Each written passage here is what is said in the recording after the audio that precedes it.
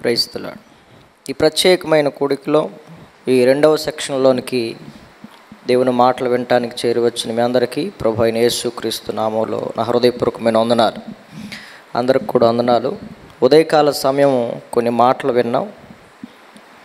ఈ రాత్రికాల సమయంలో కూడా ప్రభు ఇచ్చిన ప్రేరణ బట్టి మరికొన్ని మాటలు విందాం. అది యెహెజ్కేలు గ్రంథం 3వ అధ్యాయం. యెహెజ్కేలు గ్రంథం 3వ అధ్యాయం 10-11 వచనాలు ఒకసారి మనం చదువుకుందాం.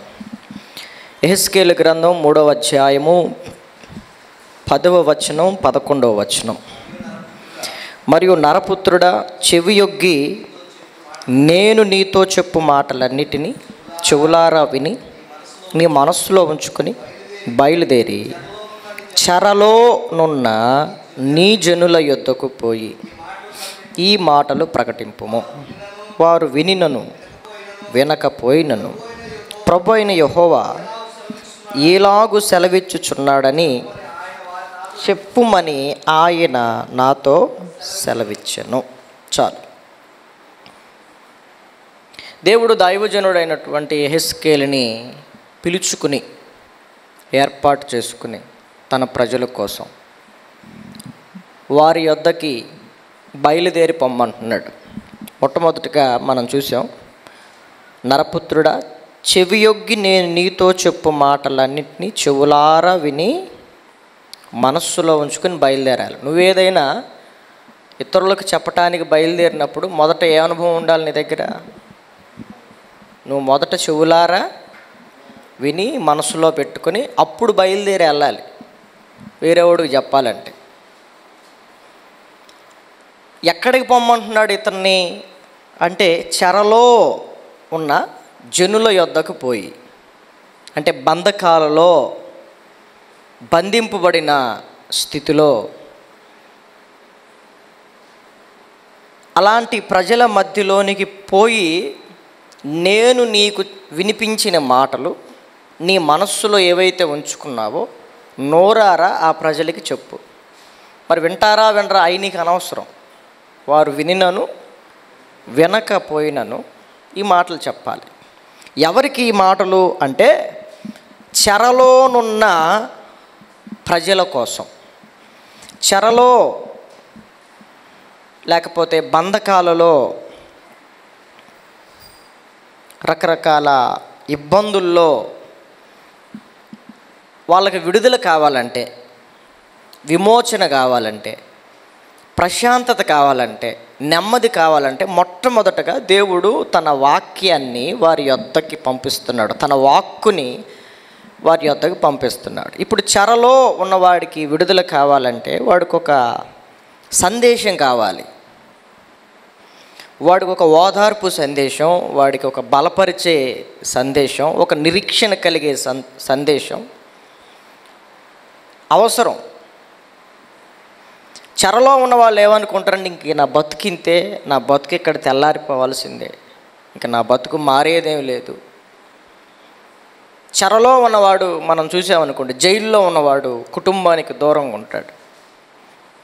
చాలా సంవత్సరాలు అక్కడ దిక్కుమాలిన బతకాలి, అవునా? అలాంటి వారికి యొద్దకు వెళ్ళి బంధకములతో బంధింపబడిన వారి యొద్దకు వెళ్ళి నేను వాళ్ళకి ఏం చెప్పాలో చెప్తాను, వాళ్ళకి ఆ మాటలు నువ్వు చెప్పాలి అని యెహెజ్కేలుతో దేవుడు మాట్లాడిన సందర్భాన్ని మనం ఇక్కడ చూస్తున్నాం. ఈరోజు చెరలో మూసివేయబడిన వాళ్ళు, చెరపట్టబడిన వాళ్ళు, లేకపోతే చెరసాలలో బంధకాలలో ఉన్నవాళ్ళు చాలామంది కనపడతారు మనకి. అలాంటి వాళ్ళ విడుదల కోసం దేవుడు తన సేవకుల్ని ఎన్నుకున్నాడు, ఏర్పాటు చేసుకున్నాడు. మీకు ఇంకా బాగా అర్థం కావడానికి మరొక విషయాన్ని నేను మీకు జ్ఞాపకం చేస్తాను. యెషయా గ్రంథం 61వ అధ్యాయం 1వ వచనం నుండి మనం చదువుకుందాం. యెషయా గ్రంథం 61వ అధ్యాయం 1వ వచనం నుండి కొంచెం కిందికి చదువుకుందాం. ప్రభువగు యెహోవా ఆత్మ నా మీదికి వచ్చి ఉన్నది. ఎందుకు వచ్చింది? దీనులకు స్వర్తమానము ప్రకటించుటకు యెహోవా నన్ను అభిషేకించెను. నలిగిన హృదయము గలవారిని దృఢపరచుటకును, చెరలో ఉన్నవారికి విడుదలను, బంధింపబడి ఉన్న వారికి విముక్తిని ప్రకటించుటకును, యెహోవా హితవత్సరమును మన దేవుని ప్రతి దండన దినమును ప్రకటించుటకు. చూడండి, దుఃఖాక్రాంతులైన వారందరినీ ఓదార్చుటకును, సియోనులో దుఃఖించు వారికి ఉల్లాస వస్త్రములు ధరింపచేయుటకును, బూడిదకు ప్రతిగా పూదండయు, దుఃఖమునకు ప్రతిగా ఆనంద తైలమును, భారభరితమైన ఆత్మకు ప్రతిగా స్తుతి వస్త్రమును వారికి ఇచ్చుటకు ఆయన నన్ను పంపి ఉన్నాడు అని మనం ఇక్కడ రాయబడిన సంగతులను చదివాం. దీనులకు స్వర్తమానం ప్రకటించటానికి దేవుడు తన సేవకులని, మన ప్రభు అయిన యేసుక్రీస్తు వారిని కూడా అభిషేకించి మానవ శరీర ఆకారముతో నరావతారిగా ఈ లోకంలోనికి ఆయన ఏతించాడు. అదే క్రమంలో దేవుడు తన సేవకులను కూడా రీతిగా, ఎందుకు దేవుడు మనకి సేవకులను ఇచ్చాడు, ప్రవక్తలను ఇచ్చాడు, దైవజనులను ఇచ్చాడు అంటే, ఎందుకు వారిని మన కోసం అభిషేకించాడు అంటే, దీనులకు సువర్తమానం ప్రకటించటానికి, నలిగిన హృదయము కలిగిన వారిని దృఢపరచటానికి. అందుకు అభిషేకించాడు. ఎందుకు అభిషేకించాడు? దీనులకు స్వార్థ ప్రకటించటానికి, నలిగిన హృదయము కలిగిన వారిని దృఢపరచటానికి, చెరలో నున్న వారికి విడుదలను ప్రకటించటానికి, బంధింపబడిన వారికి విముక్తిని ప్రసాదించటానికి. ఇట్లా చాలా విషయాలు. దుఃఖాక్రాంతుల్ని ఓదార్చటానికి, ఉల్లాస వస్త్రాలని వారికి ధరింప చేయటానికి, అవమానానికి ప్రతిగా రెట్టింపు ఘనతనివ్వటానికి ఆయన నన్ను పంపి ఉన్నాడు. రకరకాల ప్రజలు రకరకాల పరిస్థితుల్లో ఉన్నప్పుడు దేవుడు ఆయా తరాలలో ఆయా మనుషులను ఆయా ప్రజల కోసం పంపినట్లుగా మనకి చరిత్ర చెప్తుంది.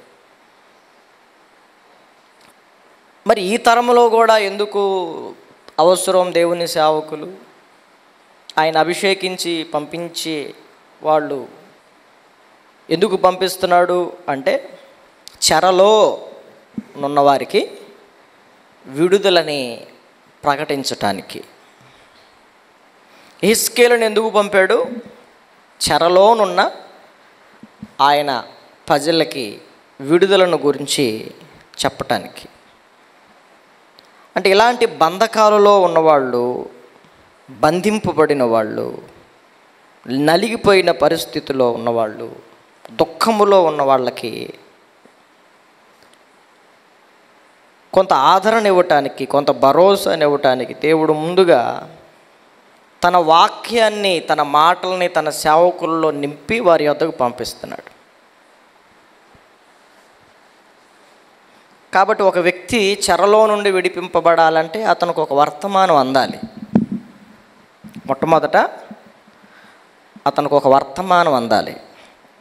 వర్తమానం అందిన తర్వాత వాడు వినినా వినకపోయినా చెప్తాడు. వర్తమానికుడు, ఉపదేశించేవాడు వినినా వినకపోయినా చెప్తాడు.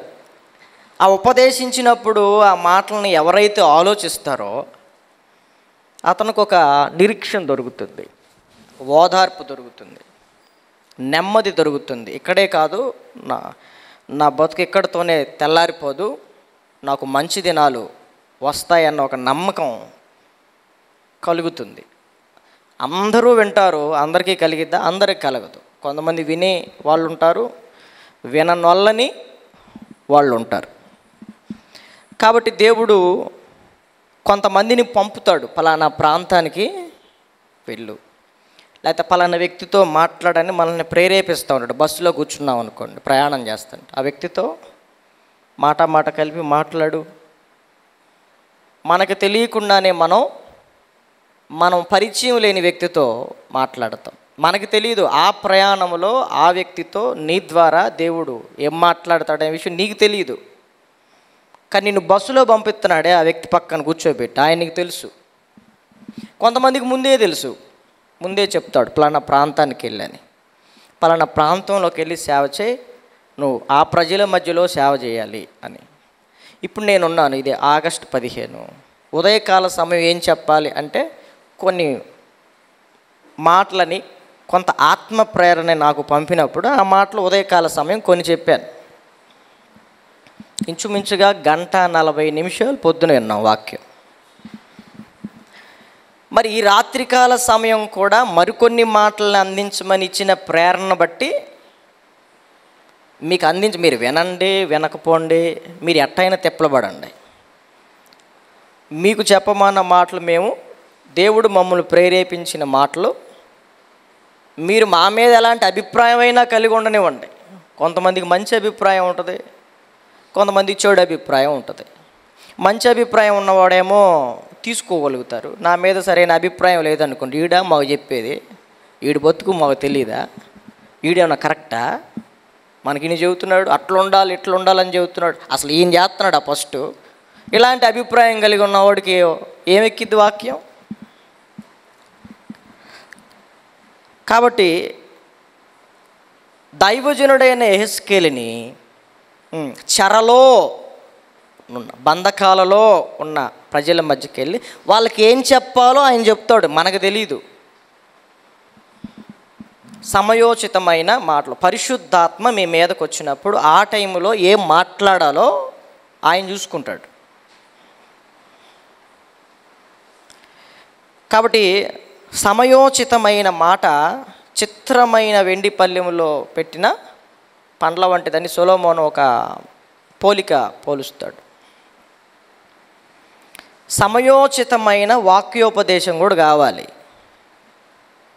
ఈరోజు నేను మీకు వేరే ఏదో చెప్పాను అనుకోండి, మీకు కుదరదు. సందర్భానుకూలమైన పాటలు, అందుకే మీకు చెప్పేది సందర్భానుకూలమైన పాటలు, సందర్భానుకూలమైన సందేశం, సందర్భానుకూలమైన ప్రార్థన చేయాలి. ప్రార్థన చేయమన్నాం అనుకోండి, ఎటు స్టార్ట్ చేస్తాడు ఎటు పోతాడు ఆయనకే తెలియదు. వాక్యం చెప్పమన్నాం అనుకోండి, కొంతమందిని పిలిచి భయం వేస్తుంది, కొంతమందిని పిలిస్తే ఆయన ఏ సందర్భాన్ని పట్టుకుని ఎటు చెబుతాడో తెలియదు. పాట పాడమని ఇచ్చామనుకోండి, సందర్భానుకూలంగా తీరు, అప్పుడు పాటల పుస్తకం ఎత్తుకుతూ ఉంటుంది, రెపరెపలాడుతా తెస్తూ ఉంటుంది, చెయ్యి ఆడ ఆగితే ఆ పాట, ఇట్లా స్క్రోల్ చేస్తూ ఉంటాం, ఏదో ఆగితే అదే మన పాట. సందర్భానుకూలంగా పాడటం మనం నేర్చుకోవాలి. కాబట్టి సమయోచితంగా దేవుడు మాట్లాడతాడు, సిచ్యువేషన్కి తగ్గట్టు దేవుడు మాట్లాడు. మనం ఏడుస్తుంటే ఆయన ఓదార్చే మాటలు అర్థమవుతుంది. ఆయనకి తెలుసు ఏడిపించేవాడిని ఇంకా బాగా ఏడిపించాలంటే అట్టాగే మాట్లాడతాడు, ఇంకా పశ్చాత్తాపాన్ని కలుగు చేయడానికి. ఓదార్చాలంటే ఓదార్పు మాటలు. ఆ ఏడుపు నువ్వు ఏడుస్తా ఉన్నావు అనుకో, ఆ సమయోచితంగా నువ్వేం కోరుకుంటావు అంటే ఓదార్పు కోరుకుంటావు, కానీ దేవుడు ఇంకా హెచ్చరిస్తాడు. అట్లా దేవుడికి సమయోచితంగా చెరలోనున్న వారి వద్దకు వెళ్ళి ఈ మాటలు చెప్పండి, ఈ యొక్క సందేశం వాళ్ళకి తెలియపరచండి అన్నప్పుడు ఆ సందేశం వాళ్ళు తెలియపరిచారు.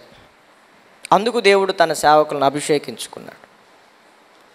ఆ వర్తమానం వెళ్ళిన తర్వాత, ఆ వర్తమానాన్ని వాళ్ళు విన్న తర్వాత, వాళ్ళు గ్రహించిన తర్వాత నిజమేనని ఒప్పుకొని పశ్చాత్తాప ప్రార్థన చేస్తారు వాళ్ళు. అప్పుడు వాళ్ళకి విడుదల దొరుకుతుంది, చెర నుండి వాళ్ళు విముక్తులవుతారు. దేవునికి మహిమ కలుగును గాక. హల్లెలూయా, హల్లెలూయా. మరొక విషయాన్ని నేను మీకు జ్ఞాపకం చేయాలని ఆశపడతా ఉన్నాను.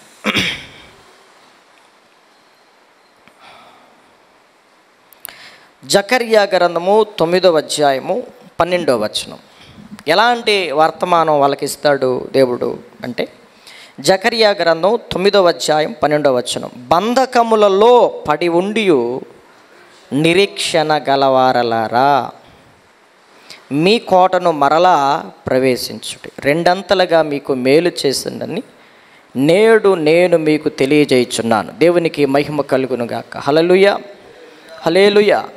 బంధకములలో పడి ఉండి ఇంకా మా బతుకింతేనా, మాకు విడుదల లేదా, ఒకవేళ విడుదలుంటే బాగుండు, మా బతుకు ఇక్కడే తెల్లారిపోతే ఏంటి మా పరిస్థితి అని కొంతమంది నిరీక్షిస్తున్నారు. బంధకములలో పడి ఉండి, చెరపట్టబడి ఉండి నిరీక్షణ, ఈరోజైనా మా బతుకు మారిద్దేమో, మా స్థితి మారిద్దేమో, ఈరోజైనా దేవుడు కనికరిస్తాడేమో, ఎదురు చూస్తా ఉంటే వాళ్ళ దగ్గరికి ఒక వర్తమానం వచ్చింది. బంధకములలో పడి ఉండి నిరీక్షణ గలవార్లారా, దేవుని యొక్క వాక్యం, మీకు విడుదల సంవత్సరం సమీపించింది, మీరు విడుదల పొందే దినం సమీపించింది, మీరు విముక్తి పొందే దినం సమీపించిందని దేవుని సేవకుడు ద్వారా పరిశుద్ధాత్మ చేత వాళ్ళు బోధింపబడిన తర్వాత వాళ్ళ నిరీక్షణకి తగ్గట్టు ఈ మాటలు జోడింపబడితే వాళ్ళకి సంతోషం కలిగిద్దా, కలగదా? దేవుడు అంటాడు, నేను నిన్ను బాగు చేస్తాను. దేవుడు అంటాడు, నేను నిన్ను ఆశీర్వదిస్తాను. ఈ మాటలను నమ్మాలా, నమ్మకూడదా? వాగ్దాన సంబంధమైన మాటలు, ప్రమాణముతో కూడిన మాట. బాధపడద్దు, నేను నిన్ను ఓదారుస్తాను, నేను నిన్ను బలపరుస్తాను అన్నప్పుడు ఈ వాక్యము నమ్మదగినదియు పూర్ణ అంగీకారమునకు యోగ్యమైనది అయి ఉన్నది అంటాడు ఒక పదం, ఒక వర్డ్ అక్కడ. దేవుని యొక్క వాక్యం నమ్మదగినది అంటే అందరూ నమ్మరు, అందరూ వినరు. నిజంగా గ్రహించిన వాడికి ఇవి దేవుని మాటలు, అవునంటే అవును, కాదంటే కాదు, మాట ఇచ్చిన వాడు మాట తప్పడు అని గ్రహింపు కలిగిన వాడు ఏం చేస్తాడంటే, బంధకముల్లో ఉన్నాను కదా అంటే దాహము కొనిన వానికి చల్లటి నీళ్ళు ఇస్తే ఆ టైంకి వాడికి ఎట్లా ఉంటుందో, వాడి ప్రాణం ఎట్లా తెప్పరిల్లుతో, బంధకములలో పడి ఉన్న వాడికి పరిశుద్ధాత్మ చేత బోధింపబడిన బోధ, సందేశం, వాక్యోపదేశం వాడి దగ్గరికి వెళితే వాడి ప్రాణం అంతా చల్లబడింది. దేవుడు మనల్ని విడుదలనియ్యక మునిపే మొట్టమొదట ఒక అడ్వర్టైజ్మెంట్ లాగా ముందు ఒక సూచన తెలియపరుస్తాడు. ఫలానాది చేస్తాడు అంటే మొట్టమొదట దేవుడు దాన్ని ముందుగా తెలియపరుస్తాడు. తాను సంకల్పించిన దాన్ని, తాను చేయబోతున్న వాటిని బయలుపరచకుండా దేవుడు అకస్మాత్తుగా ఏది చేయడు. మొదట ఆయన చెప్తాడు. ఇప్పుడు పిల్లలు లేని వాళ్ళకి ఒకేసారి పిల్లవాడు బయటకు వచ్చిన తర్వాత తెలిసిద్దా, లేకపోతే 3వ నెలలో తెలిసిద్దా? 3వ నెలల అమ్మాయి కన్సీవ్ అయ్యింది అనటానికి ఒక సూచన భార్యాభర్తల్లో ఎంత సంతోషాన్ని కలుగజేస్తుంది. అప్పటి నుంచి మనం నిరీక్షిస్తూ ఉంటాం. 9వ నెల 10వ నెలకు బయటకు వచ్చిన తర్వాత ఇంకెంత సంతోషిస్తాం. చెరలో ఉన్నాం, రకరకాల బంధకాల్లో ఉన్నాం, ఇబ్బందుల్లో ఉన్నాం, దుఃఖంలో ఉన్నవాడికి మొదట అంటాడు ఒక సూచన చూపిస్తాడు. ఆ సూచనను పట్టుకొని మనం నిరీక్షించి ప్రభు సన్నిధిలో కనిపెడితే ప్రతి బంధకములో నుండి దేవుడు మనల్ని సమయోచితంగా విడిపిస్తాడు. దేవునికి మహిమ కలుగునుగాక. హల్లెలూయా. ఈ సందేశం మన విశ్వాసాన్ని పెంపొందించడానికి, ఈ యొక్క సూచన మన నిరీక్షణను ఇంకా బలపరుస్తుంది. మన ఇబ్బందుల్లో లేమా, ఇప్పుడు ఉన్నాం, కానీ దేవుని యొక్క వాక్యం ఏం చేస్తుంది? మనల్ని బ్రతికిస్తుంది. నీ వాక్యము నన్ను బ్రతికించుచున్నది, ఇదే బాధలలో నాకు నెమ్మది కలుగు చేస్తున్నది. వాక్యం చదివినప్పుడు మనం బంధకాల్లో ఉండి వాక్యాన్ని చదివితే, వాక్యాన్ని వింటే, లేకపోతే బంధకాలలో ఉండి వాక్యాన్ని ప్రకటిస్తే ఆ వాక్యం మనలో ఏం కలుగు చేస్తుంది? గొప్ప నిరీక్షణ కలుగు చేస్తుంది. ఇప్పుడు నేను కూడా కొన్నిసార్లు బలహీనుడిని అయినప్పుడు, కొన్నిసార్లు నేను ఎప్పుడు బలపరచబడతానంటే కొంతమంది వర్తమానాలు విన్నప్పుడు నేను బలపరచబడతా. కొన్నిసార్లు నేను ప్రకటిస్తూ ఉండగానే ఆ మాటలు నాకెంతో ప్రోత్సాహాన్ని కలుగు చేస్తాయి. కొన్నిసార్లు మీలాంటి బిడ్డల నోటి మాటల ద్వారా దేవుడు నన్ను బలపరుస్తాడు. అట్లా అన్నమాట. ఒక సూచన, ఒక వర్తమానం, ఇది అర్థమైన వాళ్ళు, బంధకములలో ఉండి దీన్ని తీసుకున్న వాళ్ళు, దీన్ని విశ్వసించిన వాళ్ళు ఇక బాధపడరు. ఎందుకంటే దేవుడు మాకు అంటే బిడ్డలు లేరు అన్న వాళ్ళకి 3వ నెల గర్భవతి అని తెలిసినప్పుడు ఎంత సంతోషమో, బంధకాలలో ఉన్న వాడి దగ్గరికి ఒక సందేశం రావటం కూడా దేవుని వాక్యాన్ని విన్నప్పుడు మనం కూడా అంత సంతోషపడాలి.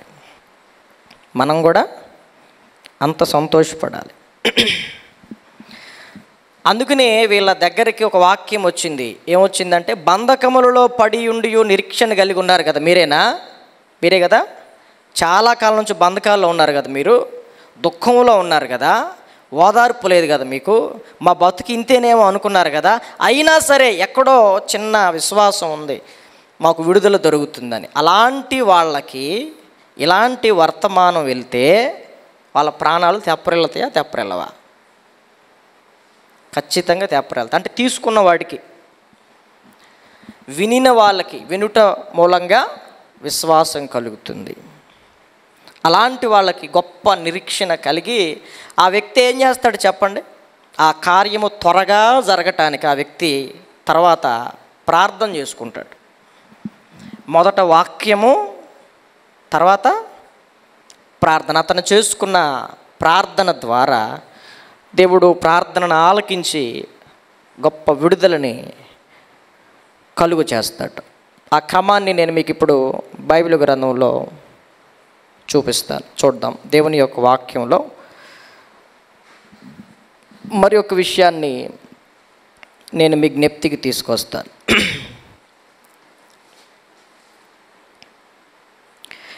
జఫన్యా ప్రవచన గ్రంథం 3వ అధ్యాయం 20వ వచనం ఒకసారి చదువుదాం. జఫన్యా గ్రంథం 3వ అధ్యాయం 20వ వచనం. ఆ కాలమున మీరు చూచుచుండగా నేను మిమ్మును చెరలో నుండి రప్పించి మిమ్మును సమకూర్చిన తరువాత మిమ్మును నడిపింతును.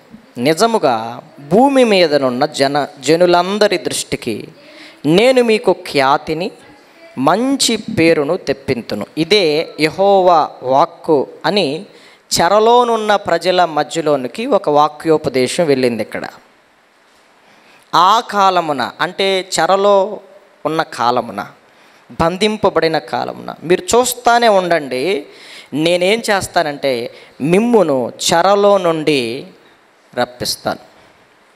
ఇవన్నీ కట్టుగాదులు కాదు, కలబొల్లి మాటలు కాదు, బుడబొక్కలోడి మాటలు అంతకంటే కాదు. చివరికి అందుకే ఒక ట్యాగ్ తగిలిచ్చాడు, ఇదే యెహోవా వాక్కు.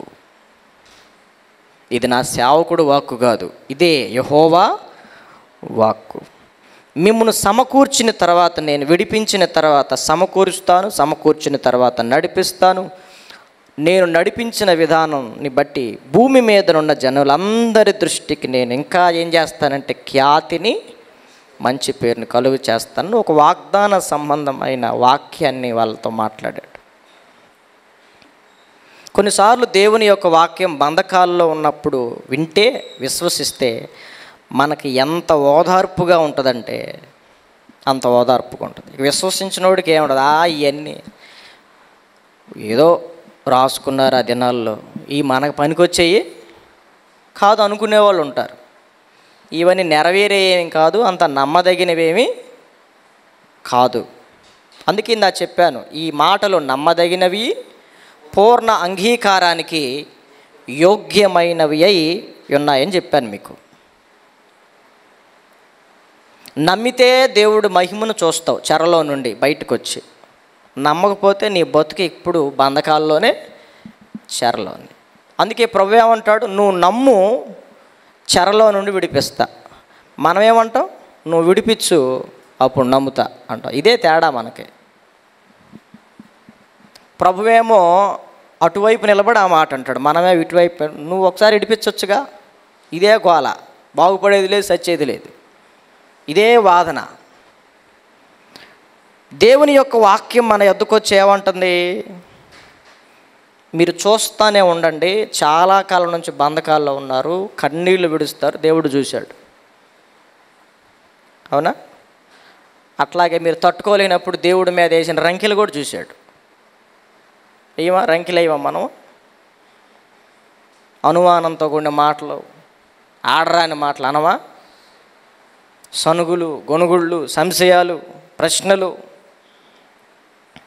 అవసరమైతే ప్రభువుకు కూడా ప్రసంగం చేస్తాం ప్రార్థనలు, చేయమా? అన్నీ చూశాడు ఆయన. అయినా సరే ఆయన కనికరించి, మీరు చూస్తూ ఉండండి, ఇట్లాగే నేను మిమ్మల్ని విడిపించి, మీరు చెరలోకి వెళ్ళారు కదా, నవ్వులు పాలైపోతున్నారు, చెరలోకి వెళ్ళారు, హేళన అయిపోయారు, రకరకాలుగా మాట్లాడుకుంటున్నారు బయట, మీరు బంధకాల్లో ఉన్నారు, వీళ్ళు బతికింతేరా అయిపోయింది అనుకుంటున్నారు. అయితే దేవుని వాక్యం వచ్చి ఏమంటుందంటే, అలాంటి వాళ్ళ మధ్యలోనికి వెళ్ళి దేవుడు తన సేవకుని తన ఆత్మతో నింపి ఏం చెప్పమంటుందంటే, మీరు చాలా కాలం నుండి ప్రభువు చూస్తున్నాడు మిమ్మల్ని, చెరలో ఉన్నారు, ఆయన మిమ్మల్ని విడిపించి భూమి మీద ఉన్న జనులందరి దృష్టికి ఖ్యాతిని, మంచి పేరును మీకు తెప్పిస్తానంటున్నాడు. నమ్మినోళ్ళ జీవితంలో అది అలా జరుగుతుంది.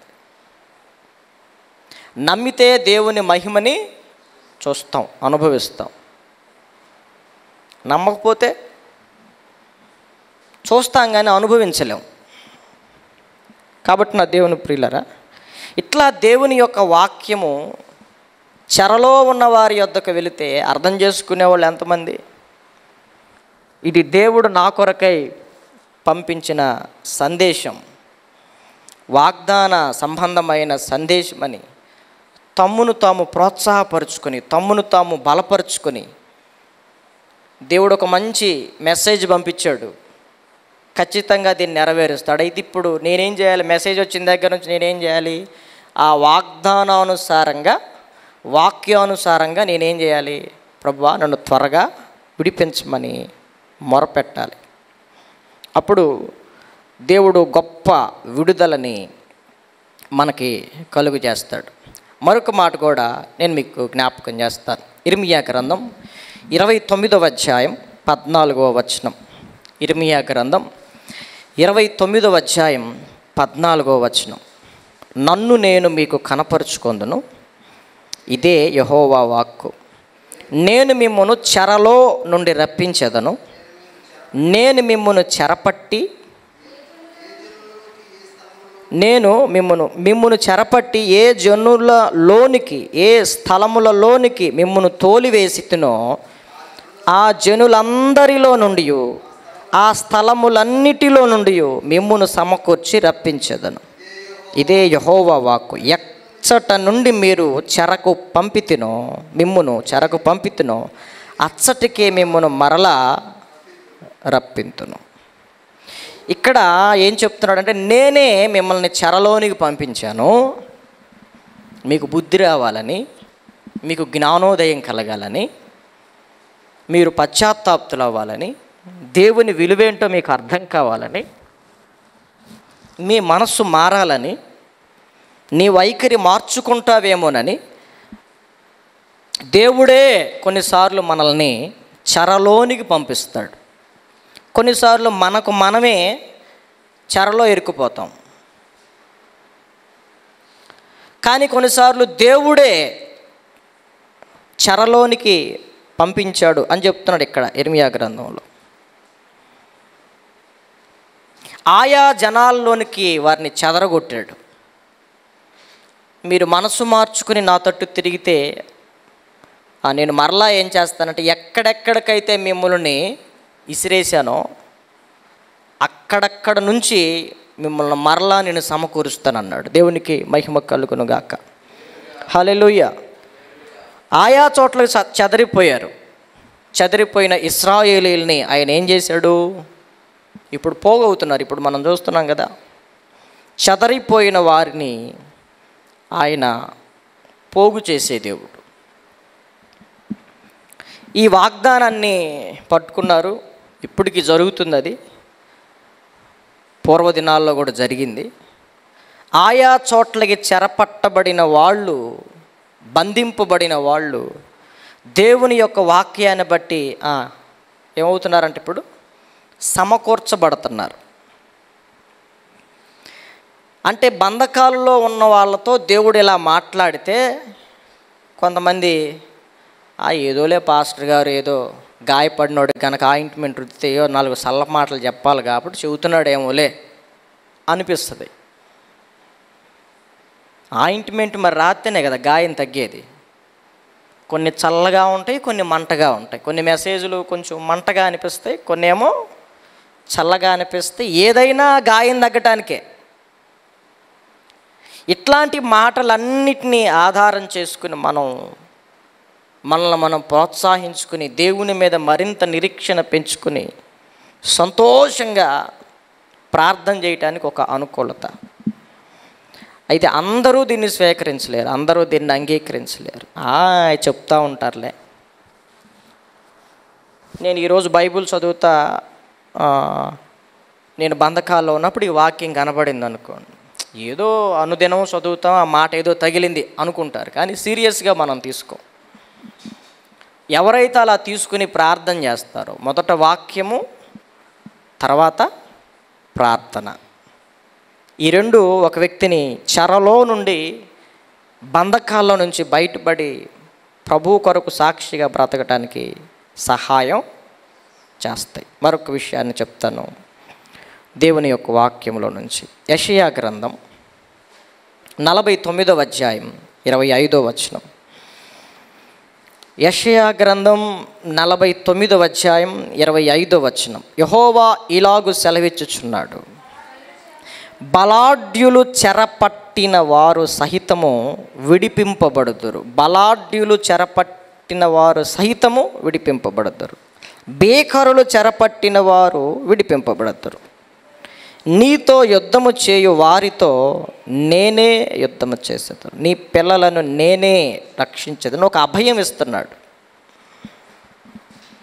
బలాఢ్యుల చేత లేకపోతే అపవాది కబంధ హస్తాల్లో వాని యొక్క చెరపట్టబడి ఉన్నావా? ఎంత బలాఢ్యుడి చేతిలో నువ్వు చెరపట్టబడి ఉన్నా ప్రభు చెప్పే మాట ఏంటి, నా వల్ల కాదురా, నీ తెప్పలు నువ్వు పోడు అంటాడా? ఏమంటాడు? ఎంత బలాఢ్యుడి చేతిలోనైనా చెరపట్టబడినా దేవుడు మనల్ని విడిపిస్తాడు.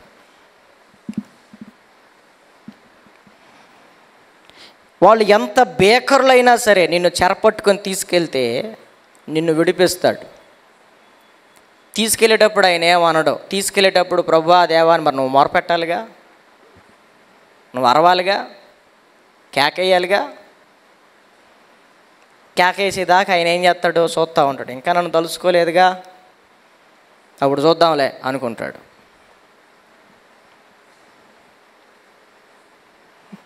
అలాంటి వాళ్ళ దగ్గరికి వెళ్ళి ఈ మాట చెప్తే వాళ్ళు అనుకుంటారు, వీడి చేతిలో నుండి బయటపడటం చాలా దేవుడు వాళ్ళ కూడా కాదు.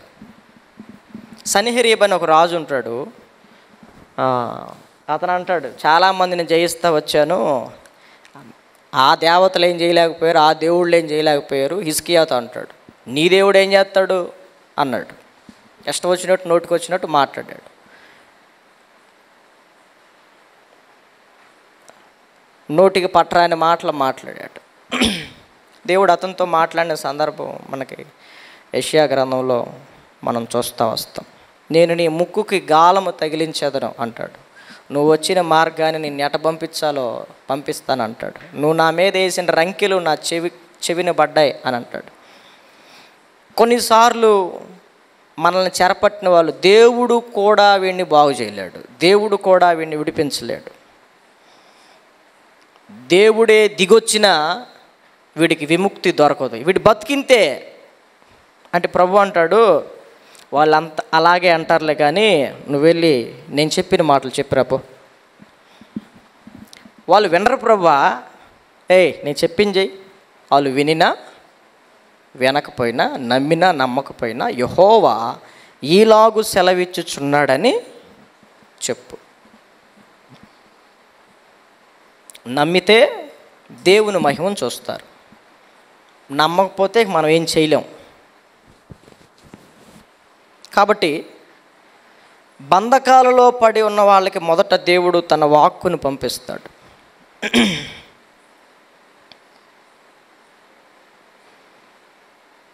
తన వాక్కును పంపించిన తర్వాత దాన్ని వాళ్ళు నమ్మి దాన్ని వాళ్ళు నమ్మి ప్రార్థన చేసుకోవాలి. మరొక విషయాన్ని నేను మీకు జ్ఞప్తికి తీసుకొస్తాను. చూడండి, దేవుని యొక్క వాక్యంలో కీర్తనల గ్రంథం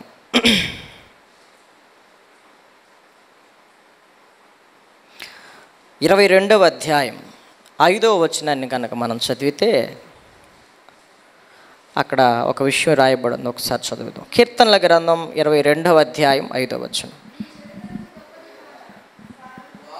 అమ్మా 22:5 వారు నీకు మొర్రపెట్టి విడుదల నొందిరి, నీయందు నమ్మిక ఉంచి సిగ్గుపడకపోయిరి.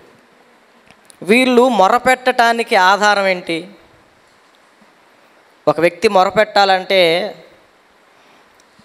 మరి ఆ మొరపెట్టే దేవుడి గురించి కాస్త తెలియాలిగా. తెలియనోడు ఏం ప్రార్థన చేస్తాడు? అసలు దేవుడు అనేవాడు ఉంటే నాకు సాయం చేయమంటాడు. దేవుణ్ణి గురించి అవగాహన కలిగినోడు చేసే ప్రార్థన. ఆయనకి మొరపెడితే ఆయన విడుదలనిచ్చే దేవుడు.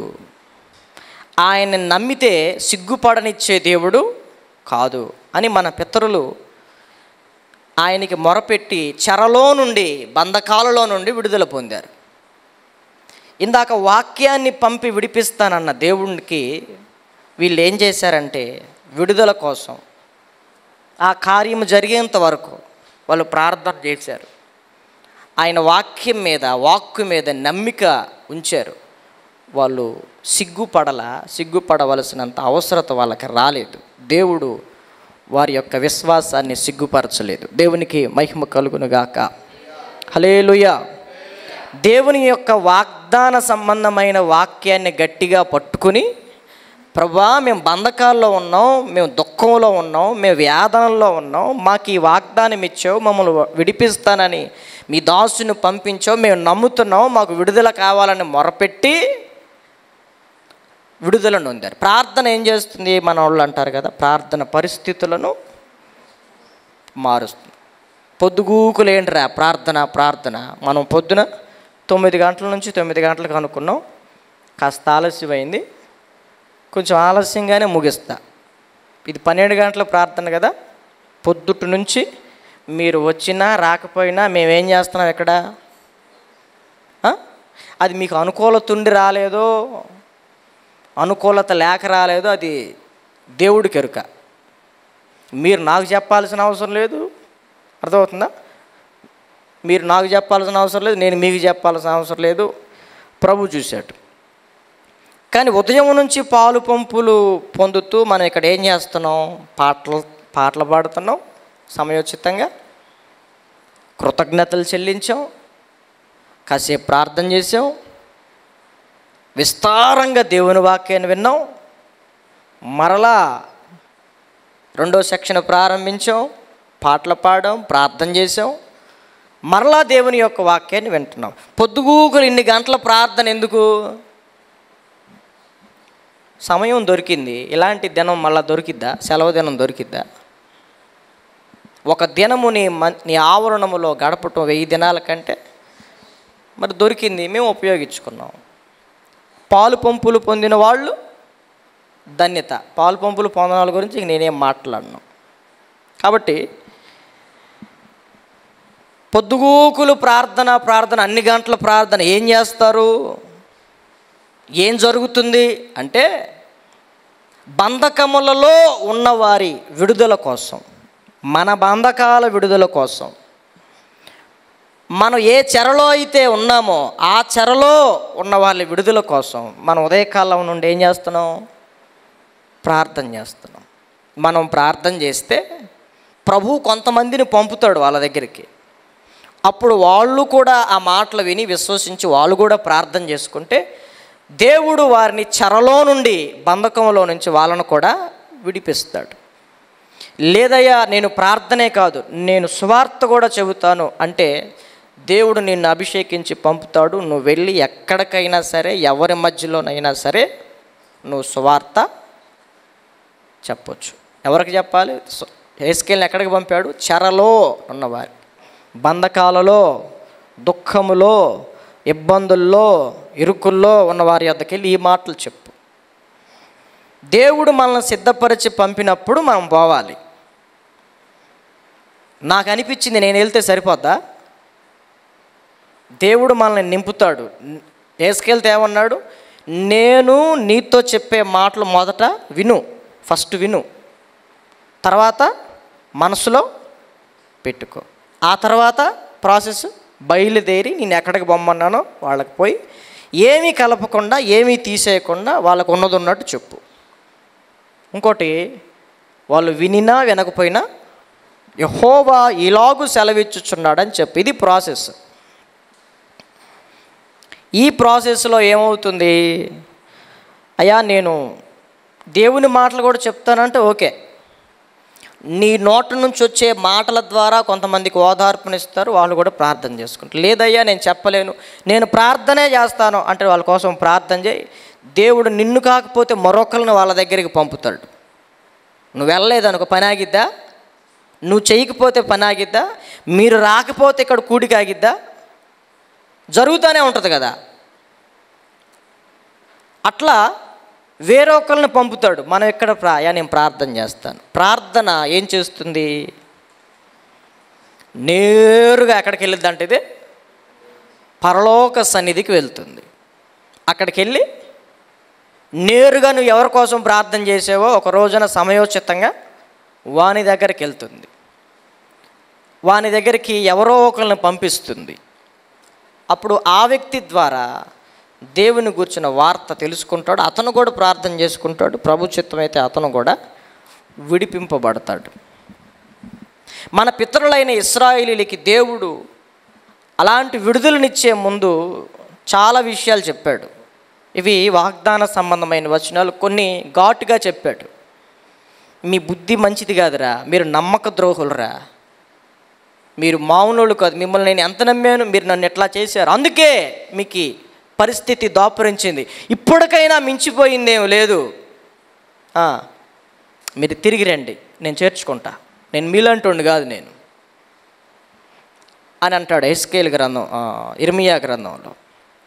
భ్రష్టులైన బిడ్డలారా తిరిగి రండి, నేను మీ యజమానును, మీ అవిశ్వాసాన్ని బాగు చేస్తాను. మీరు ఎటుగుడి చెడిపోయిన వాళ్ళని తెలుసు, మీకు అందుకే ఈ గతి పట్టింది, అయినా సరే నా బిడ్డలు కదా మీరు, నేను ఎట్ట పోగొట్టుకుంటాను, మిమ్మల్ని బాగు చేస్తాను, రండి, మిమ్మల్ని మీరు తగ్గించుకుని దేవుని సన్నిధికి రండి, ఆ పరిస్థితుల నుంచి నేను మిమ్మల్ని విడిపిస్తాను అంటాడు. ఇదో కోణం. కొంతమంది దగ్గరికి వెళ్ళి ఏమంటున్నాడు? మీరు చాలా కాలం బంధకాల్లో ఉండి ప్రార్థన చేస్తూ నిరీక్షిస్తూ మాకు విడుదల దొరకట్లేదు, మా బతికింతేని అనుకుంటున్నారు కదా, బాధపడద్దు, మీ విడుదల సమీపించింది. దేవునికి మహిమ కలుగునుగాక. హల్లెలూయా. ఎంతకాలం సమీపించింది? అప్పటిదాకా నువ్వు నోరు మూసుకుని ఏం చేయాలి? ప్రార్థన చేయాలి. నాకు అంత ఓపిక లేదంటే మనం ఏం చేయలేం. ఓపిక లేకపోతే ఓపిక తెచ్చుకుని ప్రార్థన చేయాలి.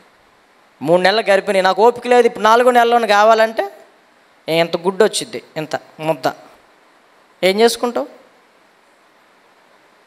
ప్రతిదానికి సమయం ఉంది. మనకు కూడా ఒక విడుదల సంవత్సరం ఉంది. అది ఈ సంవత్సరమే కావచ్చు, ఈ నెలే కావచ్చు, ఈ రోజే కావచ్చు.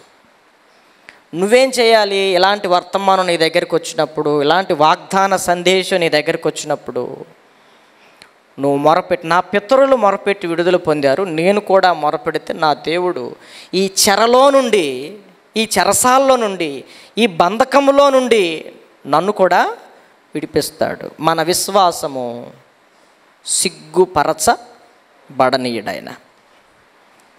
కీర్తనల గ్రంథం 81వ అధ్యాయం 7వ వచనం. కీర్తనల గ్రంథం 81:7. ఆపత్కాలమందు నీవు నాకు మొర్రపెట్టగా నేను నిన్ను విడిపించితిని. చూడండి, ఉరుము దాగు చోటులో నుండి నీకు ఉత్తరమిచ్చి తిని. ఉరుమును ఒక చాట దాస్తాడంట. ఉరుము దాగు చోటులో నుండి నీకు దేవుడు జవాబిస్తాడంట. మెరీబా జలముల యొద్ద నిన్ను శోధించి తిని అంటున్నాడు. ఆపత్కాలములో మొరపెడితే. ఏంటి ఆపత్కాలం? ఎక్కడో బంధింపబడ్డావు, ఎక్కడో ఇరికింపబడ్డావు, ఎక్కడో నీ కాలు చిక్కుబడిపోయింది, ఎక్కడో రెడ్ హ్యాండెడ్గా పట్టబడ్డావు, చిక్కకూడదు అనుకున్నావు కానీ చిక్కబడ్డావు, దొరికేసావు. అలాంటి సమయంలో దేవుణ్ణి ఎరిగిన వాడు చేసే పని ఏంటి చెప్పండి? ఆపత్కాలమందు నీవు మొర్రపెట్టగా ఆయన ఏం చేశాడు? నీకు మొర్రపెట్టడం చేతనైతే ఆయనకి నిన్ను విడిపించటం కూడా చేతనవుతుంది. దేవునికి స్తోత్రం. హల్లెలూయా, హల్లెలూయా. ఆపత్కాలములో మొర్రపెడితే ఆయన ఏం చేశాడంట? మన పితరులను విడిపించాడు. ఉరుము దాగు చోటు నుండి మొదట ఉత్తరం ఇచ్చాడు. నువ్వేం భయపడ మాకు, నేను వస్తున్నాను అంటాడు కదా. మనం యాక్సిడెంట్ అయ్యి ఎవరికన్నా ఫోన్ చేసాం అనుకోండి మన స్నేహితులకి, ఏం భయపడ మాకు, ఏమవదు, పరిస్థితులన్నీ సర్దుకుంటేలే కానీ ఏమమ్మా, పోతే పోయిందిలే కానీ, బండి ఇరిగితే ఇరిగిందిలే కానీ, చెయ్యి కొన్ని డబ్బులు పెట్టి ఖర్చు పెట్టు, నువ్వేమన్నా నేను వస్తున్నాను కదా అంటాడు కదా. అప్పుడు ఎట్లా ఉంటుంది? సింగిల్గా పడిపోయాడు యాక్సిడెంట్లో, దిక్కులేనిలాగా ఫోన్ చేసి చెప్తే వాడిచ్చిన భరోసాను బట్టి, స్నేహితుడు ఇచ్చిన భరోసాను బట్టి కొంచెం నెమ్మదిగా ఉంటాడు. ఇంటికి ఫోన్ చేసిన తర్వాత ఎవడు వేసుకెళ్ళమన్నాడు నిన్ను బండి, ఎవడు తోలాడు, నువ్వు తోలేవా ఆడు తోలాడా అని ఇట్లా అని టెన్షన్ పెట్టారనుకో, సగం ప్రాణం ఆడే పోద్దాడికి. అవునా? నీకేమైంది, బండికి ఏమైంది అని టెన్షన్ పెట్టాను. ఆ టైంలో ఏం చేయాలి? సమయోచితంగా మనం ఏం పర్లేదు, అయితే అయ్యింది, అలా జరిగేది అలా జరిగితే ఏం భయపడ మాకు, నేను వస్తున్నాను అని భరోసా ఇచ్చామనుకోండి, వాడు కాస్త నిమ్మలంగా ఉంటాడు. ఆపత్కాలంలో ఉండి మొరపెట్టినప్పుడు కూడా దేవుడు మనల్ని టెన్షన్ పెట్టాడు. నువ్వు భయపడ మాకు, నువ్వేం ఆందోళన చెందమాకు, పరిస్థితులన్నీ సర్దుకుంటాయి, తిరిగి మరలా పూర్వవైభవం కలుగుతుంది, నువ్వేం బాధపడదు. కాస్త కొంచెం టైం పడుతుంది, కొన్ని సర్దు మనగాలంటే కొన్ని టైము పడుతుంది. ఒక చెట్టు నరికేసాం, చిగుళ్ళు రావాలంటే టైం పడుతుంది, అప్పుడు దాకా ఓపిక పట్టాలి. మన పరిస్థితులు, తుఫాన్ వచ్చింది, మొత్తం నాశనం చేసింది, పరిస్థితులు సర్దు మనగాలంటే మరలా టైం పడుతుంది, అప్పుడు దాకా నిమ్మళించాలి మనం. ఆపత్కాలములో ఉన్నప్పుడు మొరపెట్టితే దేవుడు ఏం చేశాడంట? విడిపించాడు. మన పితరులనే కాదు, నిన్ను కూడా విడిపిస్తాడు. నీకు ప్రార్థన చేయటం చేతనైతే, దేవుని వాక్యాన్ని నమ్మి వాగ్దానాలను పట్టుకుని ప్రభు సన్నిధిలో గోజాడటం నీకు చేతనైతే, నమ్ముట నీ వలన అయితే అని విన్నాం గత శనివారం. ప్రభు విడిపిస్తాడు. దానికి కూడా నువ్వు నమ్మగానే ఆయన వెంటనే చిత్తం కుమారుడు ఆయన దిగిరాడు. దానికి ఒక టైం ఉంది, ఆ టైంలో ఆయన చేస్తాడు. అప్పుడు దాకా ఆయన మాటలు వింటూ నమ్ముతూ ప్రార్థన చేసుకుంటూ ముందుకెళ్ళిపోవటం. ఎన్నైనా కానీ,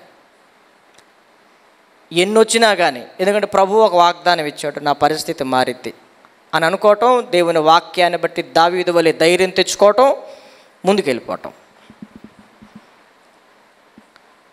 ఆపత్కాలమందు మనం మొరపెడితే, ఆపత్కాలమే కాదు ఏ కాలంలో మొరపెట్టినా ఆయన మనల్ని విడిపించటానికి సమర్థుడు, శక్తిమంతుడు అన్న సంగతి మనం గుర్తుపెట్టుకోవాలి.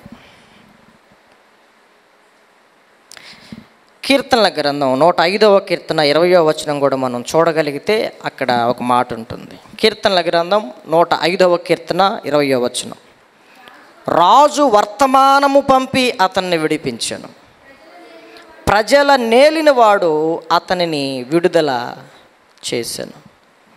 మనం మొరపెడితే దేవుడు రాజులకు ఆజ్ఞాపిస్తాడు, వైద్యులకు ఆజ్ఞాపిస్తాడు, మనుషులకు ఆజ్ఞాపిస్తాడు, దోతలకు ఆజ్ఞాపిస్తాడు, ఎవరికైనా ఆజ్ఞాపిస్తాడు. మనల్ని దేవుడు విడుదల చేయాలి అనుకుంటే ఆయన ఎలాగైనా సరే చేస్తాడు. ఆయన శాసనాలను కూడా మార్చగలిగిన దేవుడు. నీ ప్రజల నెమ్మదికై రాజాజ్ఞ మార్చింది నీవేనని అహమును అణచి అధికారులను అధముల చేసిన నీకు అసాధ్యమైనది ఏమున్నది, అసాధ్యమైనది ఏమున్నది అని పాడారు. ఆయన ప్రజల నెమ్మది కోసం ఆయన ఏం చేశాడు? రాజాజ్ఞని మార్చాడు. మరి నీ నెమ్మది కోసం, నీ నెమ్మది కోసం మార్చడా? మనం అడగాలే కానీ రాజు వర్తమానం పంపి అతన్ని విడిపించాడంట. అంతే. ప్రజలను ఏలినవాడు అతన్ని విడుదల చేశాడు. మనం ఎక్కడ అప్లికేషన్ పెడితే అక్కడికి వెళ్ళి దేవుడు ఎవరిని రేపుతాడో తెలియదు. మనకు అవన్నీ తెలియదు, ఆయన చూసుకుంటాడు. నువ్వు చేయాల్సిందేంటి? నీకు చేతనవ్వాల్సిందేంటి? ఆయన మాటలను నమ్మి ప్రభువు నామమును బట్టి ప్రార్థన చేయువాడు ఎవడో వాడు రక్షింపబడతాడు. అది విషయం. రక్షణ కోరుకునే వారికి దేవుడు రక్షిస్తాడు. రక్షణ కోరుకునేవాడు ఆపత్కాలంలో ప్రార్థన చేస్తాడు, వాగ్దాన భాగాలను చేపట్టి. ఎవరినైనా దేవుడు వాడుకుంటాడు, చెప్పలేం. రాజే వర్తమానం పంపి అతన్ని విడిపిస్తాడు. ఎందుకంటే పైనుంచి ఆర్డర్స్ వచ్చినాయి, మేమేం చేయలేం. మేమేదో వీడిని చేయాలనుకున్నాం కానీ ఆర్డర్స్ అన్నీ ఏమైపోయినాయి, పైన తారుమారైపోయింది. ఉరిశిక్ష విధించారు అతనికి. అతను రాష్ట్రపతి దగ్గరికి వెళ్ళి క్షమాభిక్ష పెట్టమని అడిగారు కుటుంబీకులు. చివరి నిమిషంలో రాష్ట్రపతి వీడికి ఒక 5 నిమిషాలు ఉరైపోతూ ఉండగా రాష్ట్రపతి వాడికి క్షమాభిక్ష పెట్టి సైన్ చేసి పంపించాడు. వాళ్ళకి ఫ్యాక్స్లో వచ్చింది. 1 నిమిషం ఉన్నా సరే వాళ్ళు ఉరిని ఏం చేస్తారు చెప్పండి? ఆపేస్తారు. దేవుడు ఒక వ్యక్తి మరణాన్ని తప్పించాలి అంటే దేవుడు ఎవరినైనా, రాష్ట్రపతి ఏమన్నా బాబాయ్ మేనలుడా? ఆడికి ఏమన్నా మేనలుడా? రాష్ట్రపతి ఇంకేమన్నా మేనమావా? కాదు కదా. క్షమాభిక్ష అడిగారు. మొన్న కూడా మనకు తెలుసు కదా, ఒక ఆమెకు ఉరి తప్పింపబడింది కదా, కేరళ ఆమెకి. దేవుడు మరణాన్ని తప్పించుట ప్రభు అయిన యెహోవా వశం. ఇంకేముంది, అందరూ చచ్చిపోద్దు అనుకుంటారు కదా, ఆయన తప్పించాలి అనుకుంటే ఇప్పుడు కేఏ పాల్ గారిని వాడుకుని మొత్తానికి ఎవరో ఒకళ్ళ ద్వారా కార్యం జరిగిందిగా, అది దైవ కార్యం. ఎంతోమంది ప్రాణాలు పోతాయి, అది వేరు. రేపు చచ్చిపోతున్నాం, చంపేస్తున్నాం, ఆమె కూడా అర్థమైపోతుంది, సిద్ధపడిపోతాయి. అట్లా కానీ కుటుంబం ఏమైనా వదిలేసిందా? చివరి నిమిషం దాకా ప్రయత్నం చేశారు. ఊరి ఆగిందా? ఆగలేదా? అర్థమవుతుందా? మనం ప్రార్థన చేస్తే ఏం జరిగిద్ది అని నువ్వు అనుకో. మాకు ప్రార్థన చేస్తే ఏం జరిగిద్ది అంటే పరిస్థితులు మారుతాయి. ప్రార్థన చేస్తే ఏమవుతుంది?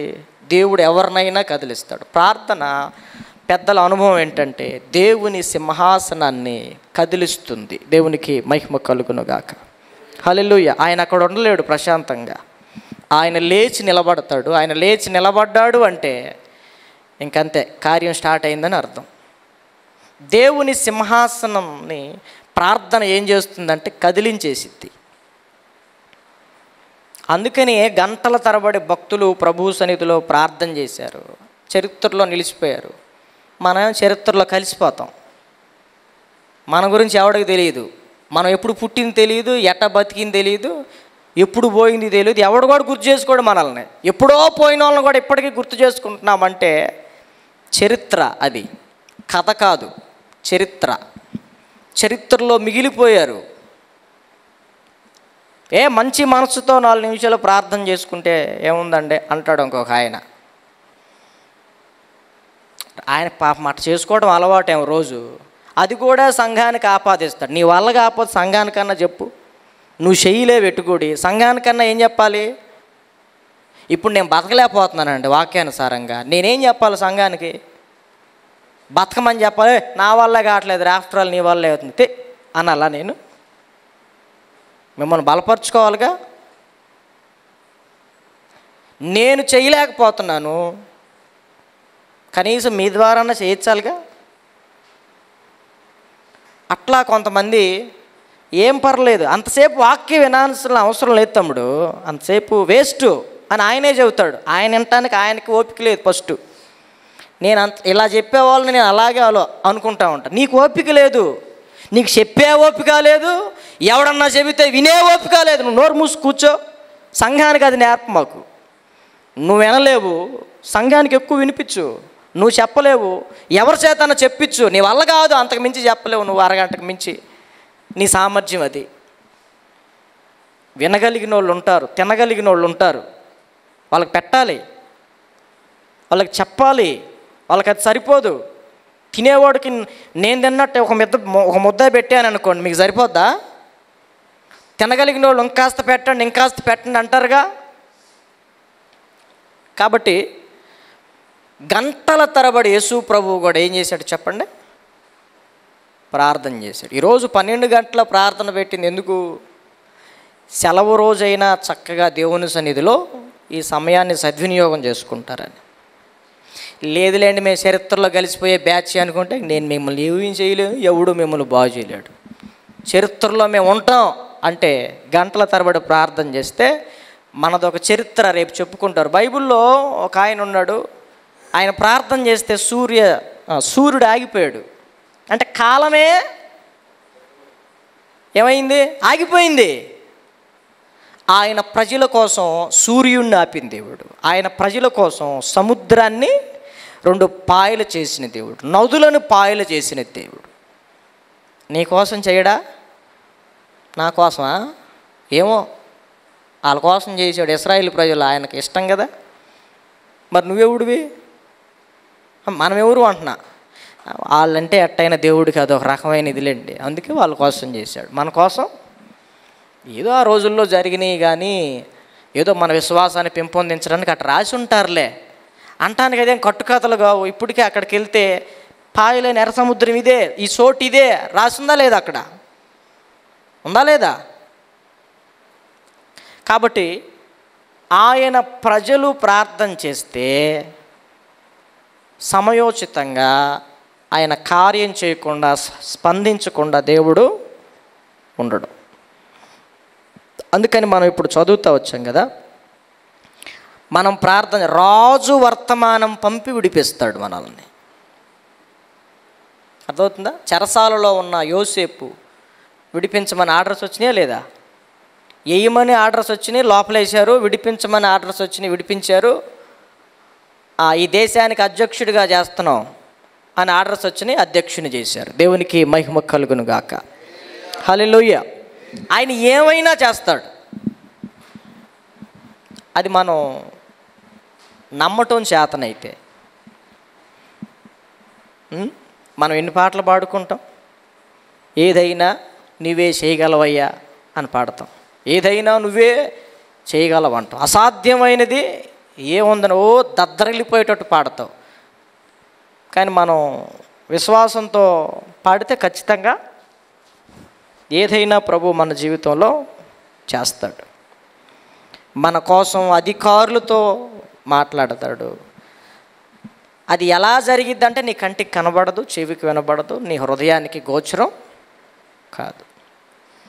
అంత ఆశ్చర్యంగా దేవుడు చేస్తాడు. కాబట్టి దేవుని వాక్యాన్ని ఆధారం చేసుకుని మనం ప్రార్థన చేస్తే, విడుదల కలిగేంత వరకు ప్రార్థన చేస్తే, నిరీక్షించి గొప్ప కార్యం దేవుడు మన జీవితంలో చేయటానికి ఇష్టపడుతున్నాడు.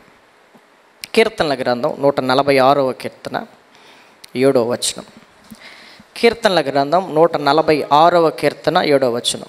బాధపరచబడు వారికి ఆయన న్యాయము తీర్చును, ఆకలి గొనిన వారికి ఆహారము దయచేయును.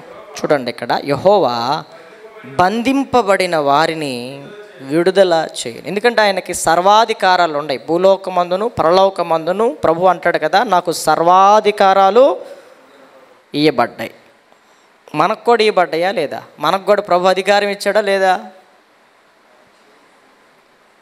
కాబట్టి బాధపడు వారికి ఆయన న్యాయం తీర్చే సామర్థ్యం కలిగిన దేవుడు బంధింపబడిన వారిని విడుదల చేసే అధికారం ఆయనకుంది.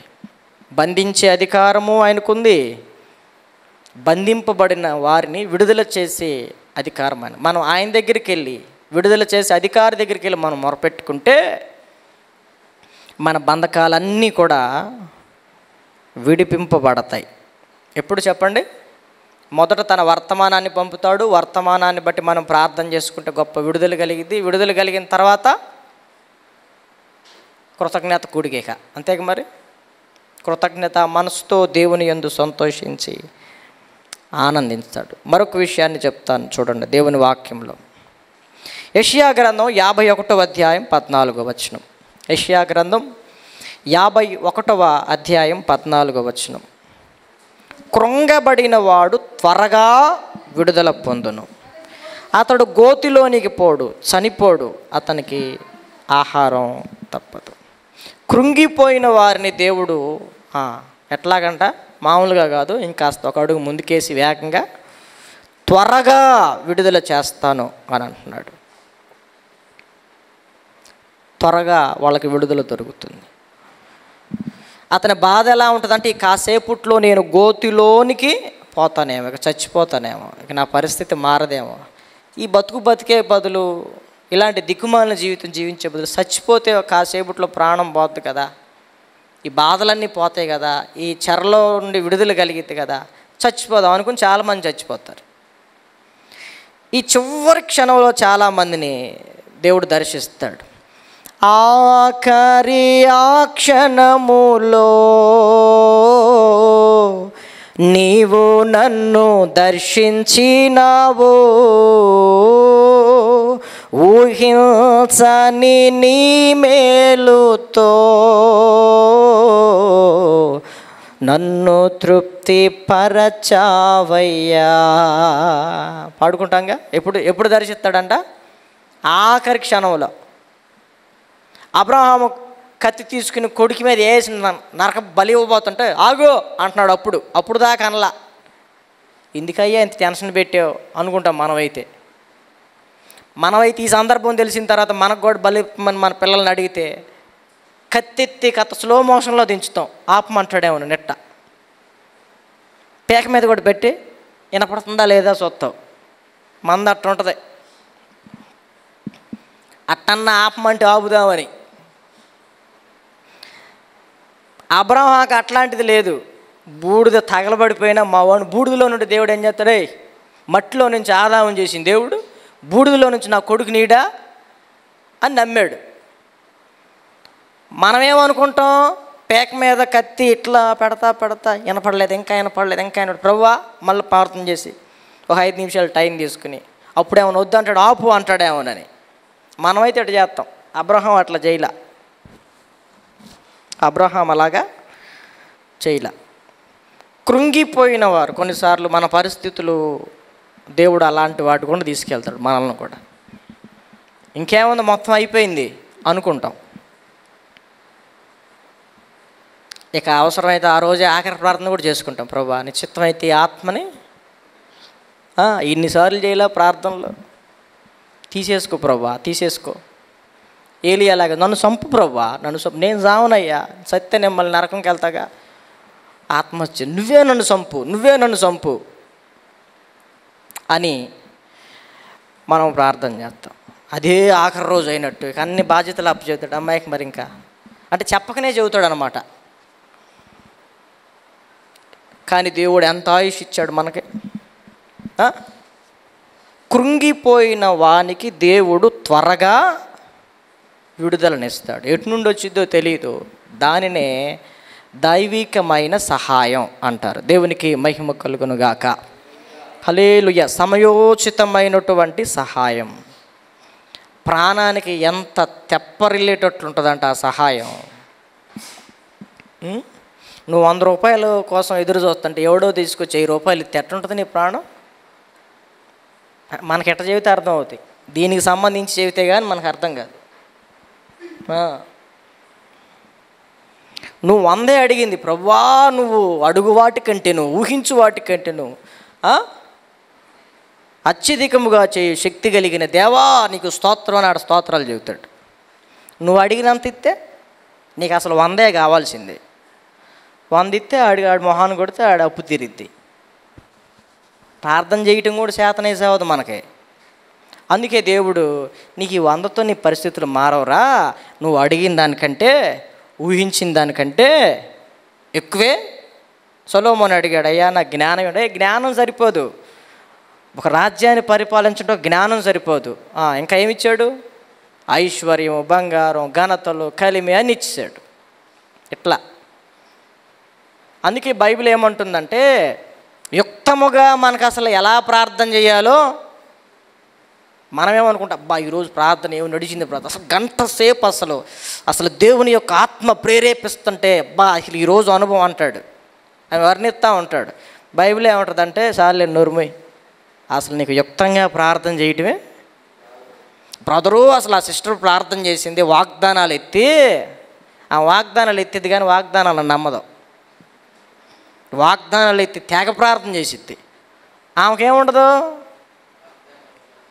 అది ఆమెకు నమ్మిక ఉండదు. కొంతమంది ప్రార్థన ఏంటి నిజంగా మతిపోయిద్ది. నాకే అనిపించే చిచ్చి ఇన్ని సంవత్సరాల నుండి సేవ చేస్తున్నాను నాకు రాదేంటి ప్రభువా ఆ ప్రేరణ అంటే ప్రభు కొన్ని విషయాలు చెప్తాడు. అప్పుడు అర్థమవుతుందా? ఆత్మ ప్రేరణతో వచ్చే ఆ విధానం వేరు. ప్రజలకి చక్కగా వల్లిస్తాం కదా మాటలు, మాట ఎవడని నింటున్నాడా లేదా అని. తర్వాత అనుకుంటుంది చేస్తూ ఉండగానే సిస్టర్ చాలా మంచి ప్రార్థన చేస్తారు, అసలు ఎక్కడ నేర్చుకున్నారు అంటే ఏమనాలి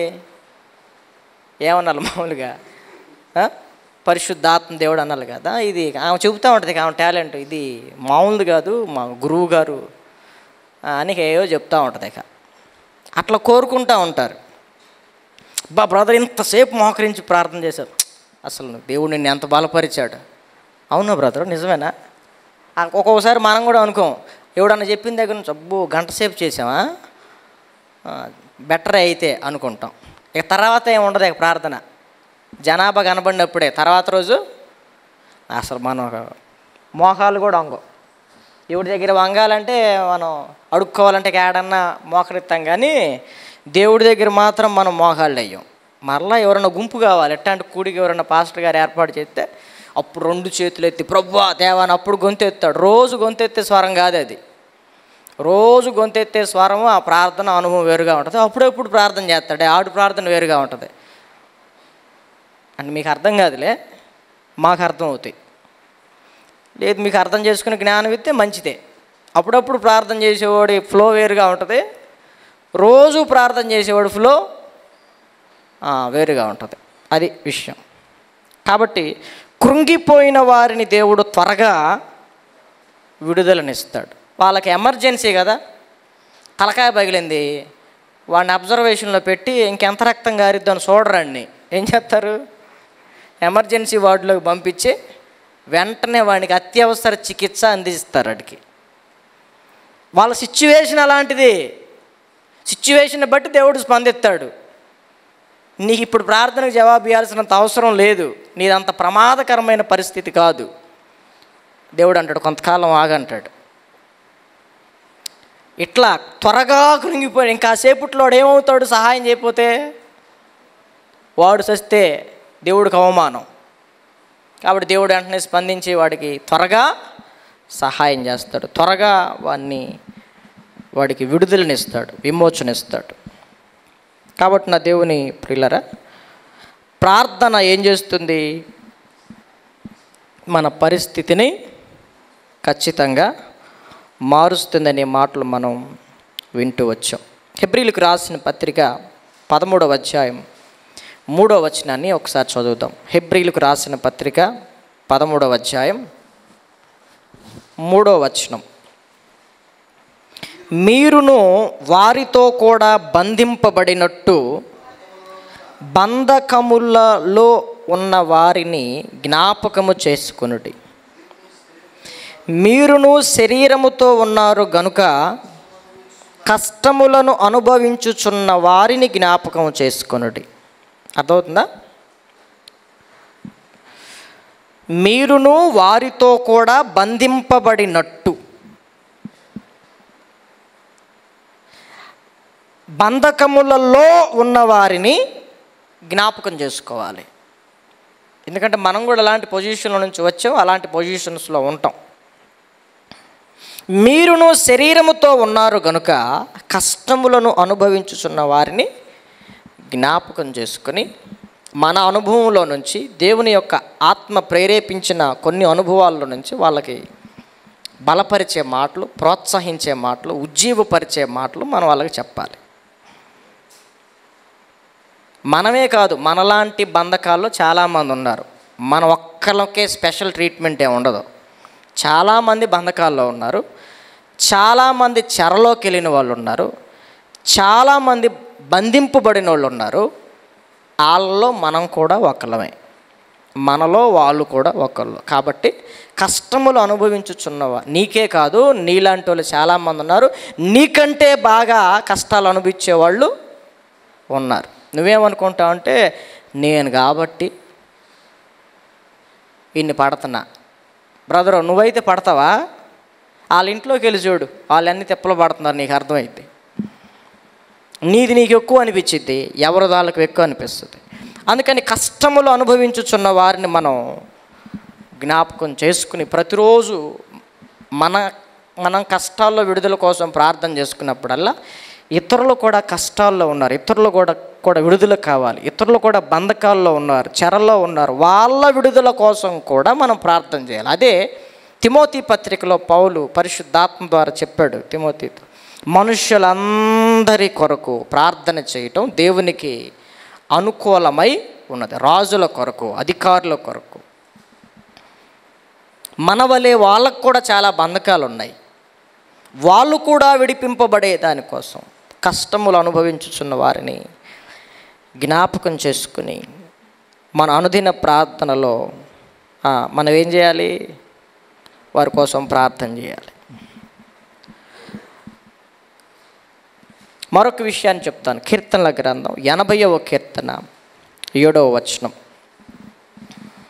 80వ కీర్తన 7వ వచనాన్ని ఒకసారి చదవండి.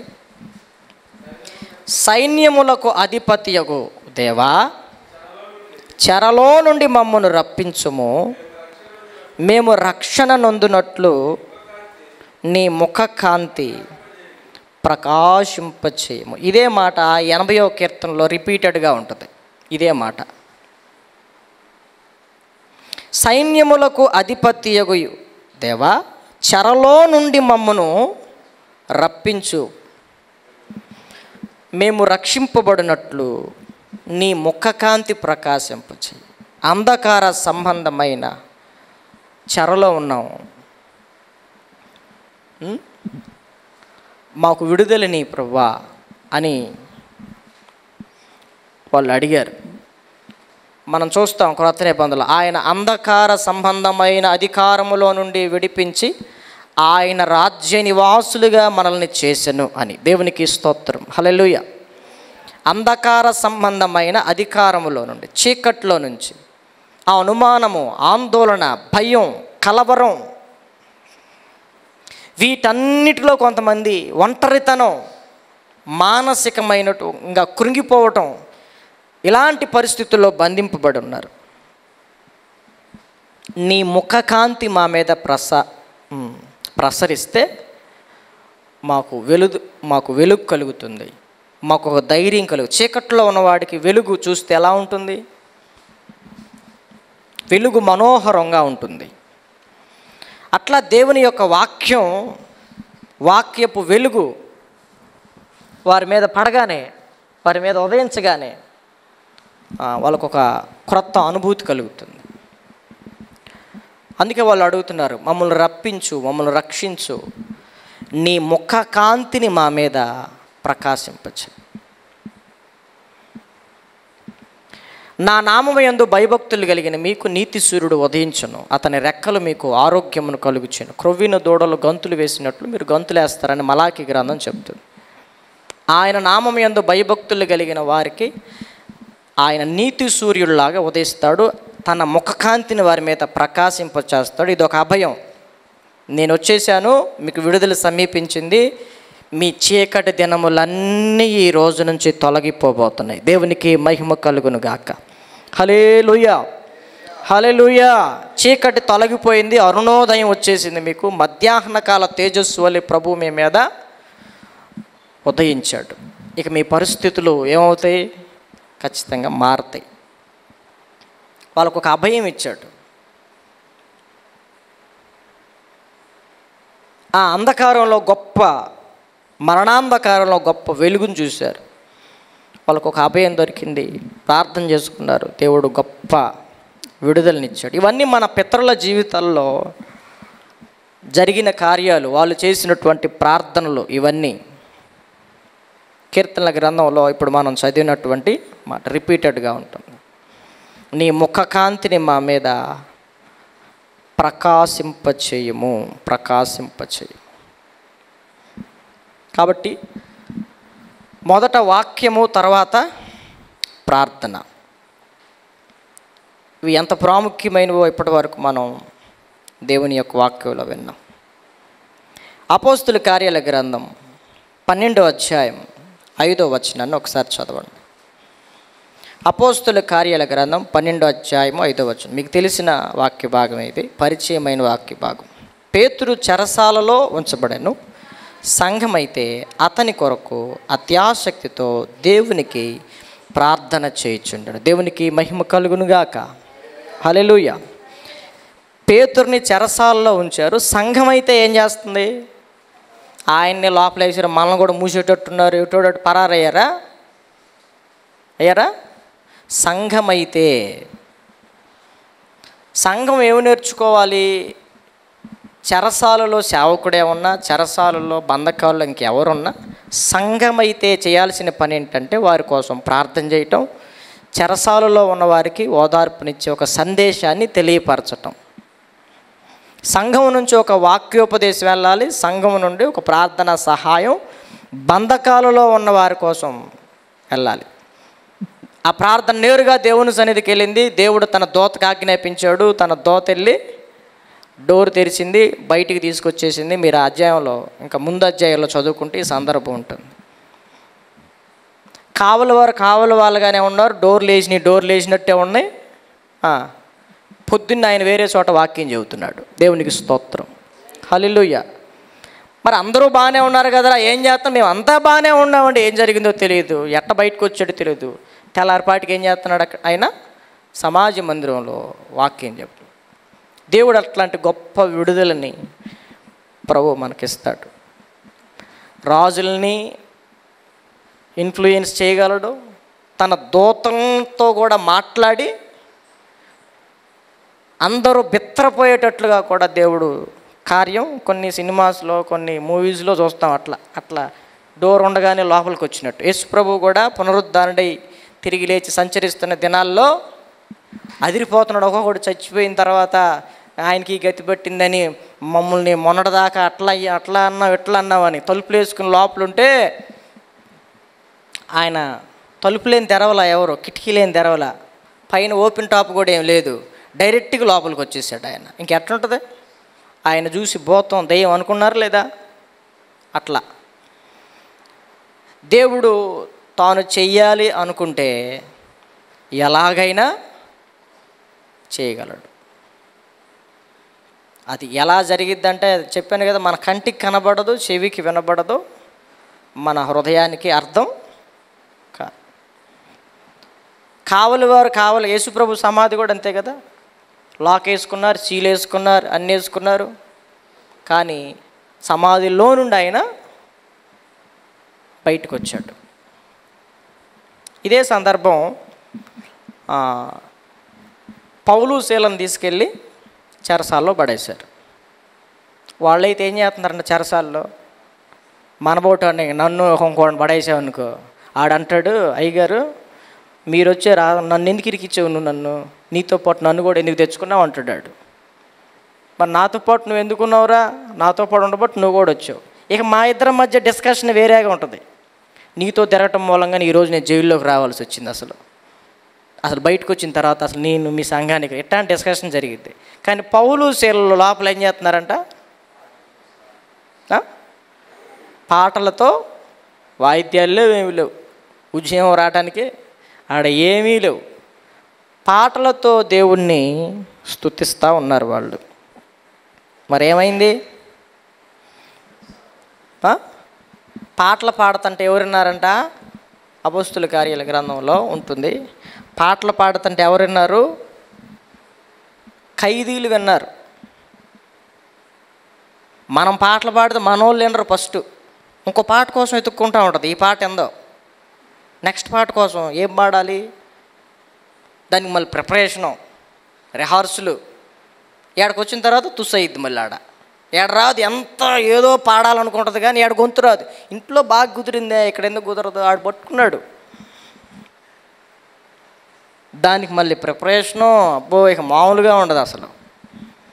పాటలు పాడేటప్పుడు ఏం చేయాలి చెప్పండి అమ్మ? పాటలు పాడేటప్పుడు ఏం చేయాలి? వినండి, గ్రూపులో పెడతాం, నేర్చుకోండి. నీకు వచ్చిన పాటనా? ఇది మనకు అసలు నవిలి ఇసిరేసే పాట, ఇది మనకు చిన్నప్పటి నుంచి అంటున్నాం. అయినా విను, అందరికంటే నువ్వు బాగా పాడగలవు, అయినా విను. వాళ్ళు పాటలు పాడుతుంటే అసలు ఖైదీలు వింటున్నారు. ఏం పాటలు పాడారో మరి. పాటలు పాడుతుంటే ఇంత సౌండ్ సిస్టమ్ పెడితేనే మనకు అసలు మనలో స్పందనే ఉండదు, అసలు ఏమీ లేవు. పాటలు పాడుతున్నారు, ఖైదీలు వింటున్నారు. ఈలోపు భూకంపం వచ్చింది, ఒక్కొక్కడి బంధకాలన్నీ తెగిపోయినాయి. దేవునికి స్తోత్రం, హల్లెలూయా. పాటలతో ప్రార్థన చేసినప్పుడు, పాటలతో దేవుణ్ణి స్తుతిస్తున్నప్పుడు కూడా చెరలో నుండి విడుదల పొందారు. దావీదు పాటలు పాడుతూ సితారాని వాయిస్తూ ఉన్నాడు.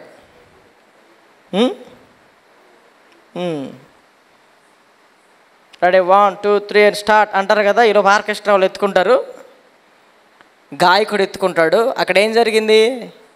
ఈ దెయ్యాలు పట్టిన సౌలు ఆ పాటలు పాడుతుంటే, ఆ పాటలేమో వినేవాళ్ళకి చాలా ఇంపుగా ఉంటుంది. ఈ దెయ్యాలు పట్టినోడికి ఎట్లుంటుంది? మనశ్శాంతి. ఆడికి మనశ్శాంతి ఉండదు, ఓ తిప్పలు పడుతున్నాడు. ఇక సౌలులో ఉన్న దురాత్మ సౌలును విడిచిపెట్టి పారిపోయింది. అతడు మనశ్శాంతిగా ఉన్నాడంట. అందుకే దావీదుని చక్కగా పిలిపించుకుని, సితారైనైనా పాట పాడంటే సితార వాయిస్తూ ఉంటుంటే 10 తంతుల సితారతో సౌలులో ఉన్న దురాత్మలు వదిలిపోయినాయి. ఇప్పుడు మనం పాడుతుంటే అవి వస్తాయి అనుకుంటా. మనం పాడితే అవి వస్తాయో పోతున్నాయో అర్థం కావట్లేదు. ఇప్పుడు మనకి పాటలు పాడినప్పుడు సౌలులో ఉన్న దురాత్మలు వినలేక, ఆ ప్రభావాన్ని తట్టుకోలేక సౌలును విడిచిపెట్టి వెళ్ళిపోయినాయి. పాటలు వింటే మనకేం కలుగుతుందంటే మనశ్శాంతి, నెమ్మది, సమాధానం. దాని ద్వారా కూడా దేవుడు మాట్లాడతాడు, గొప్ప విడుదల. ఆ పాటల్లో ఉన్నటువంటి ప్రభావం మనల్ని తాగుతుంది. దెయ్యాలకు అర్థమవుతుంది కానీ మనకు అర్థం కావట్లా పాటల్లో ఉన్న ప్రభావం. కాబట్టి పాటలు పాడేటప్పుడు మనం శ్రద్ధగా వినాలి. ఖైదీలు విన్నారు, బంధకాలు తెగిపోయినాయి, చెరసాల నాయకుడు కూడా ఎదిరిపోయాడు. ఇంక అయిపోయింది, కత్తి తీసుకుని తాను ఇంకేమన్నా అయిందా, ఇంక నన్ను చంపేస్తారు ఇల్లు, నేనే ఈ రాత్రి డ్యూటీ, నేనే ఏదో చేశాను అనుకున్నాడు. వాళ్ళు అన్నారు, మేము ఎక్కడికి వెళ్ళాము, మీరేం భయపడొద్దు అని చెప్పారు. బంధకాలు తెగిపోయినాయి, ఎటోళ్ళు పరారవుతారేమో ఖైదీలు అనుకున్నారు. ఆ పాట ఖైదీల్ని ప్రభావితం చేసింది, చెరసాల నాయకుడిని ప్రభావితం చేసింది. ఎవ్వరూ ఆ స్థలాన్ని విడిచిపెట్టి పోలా.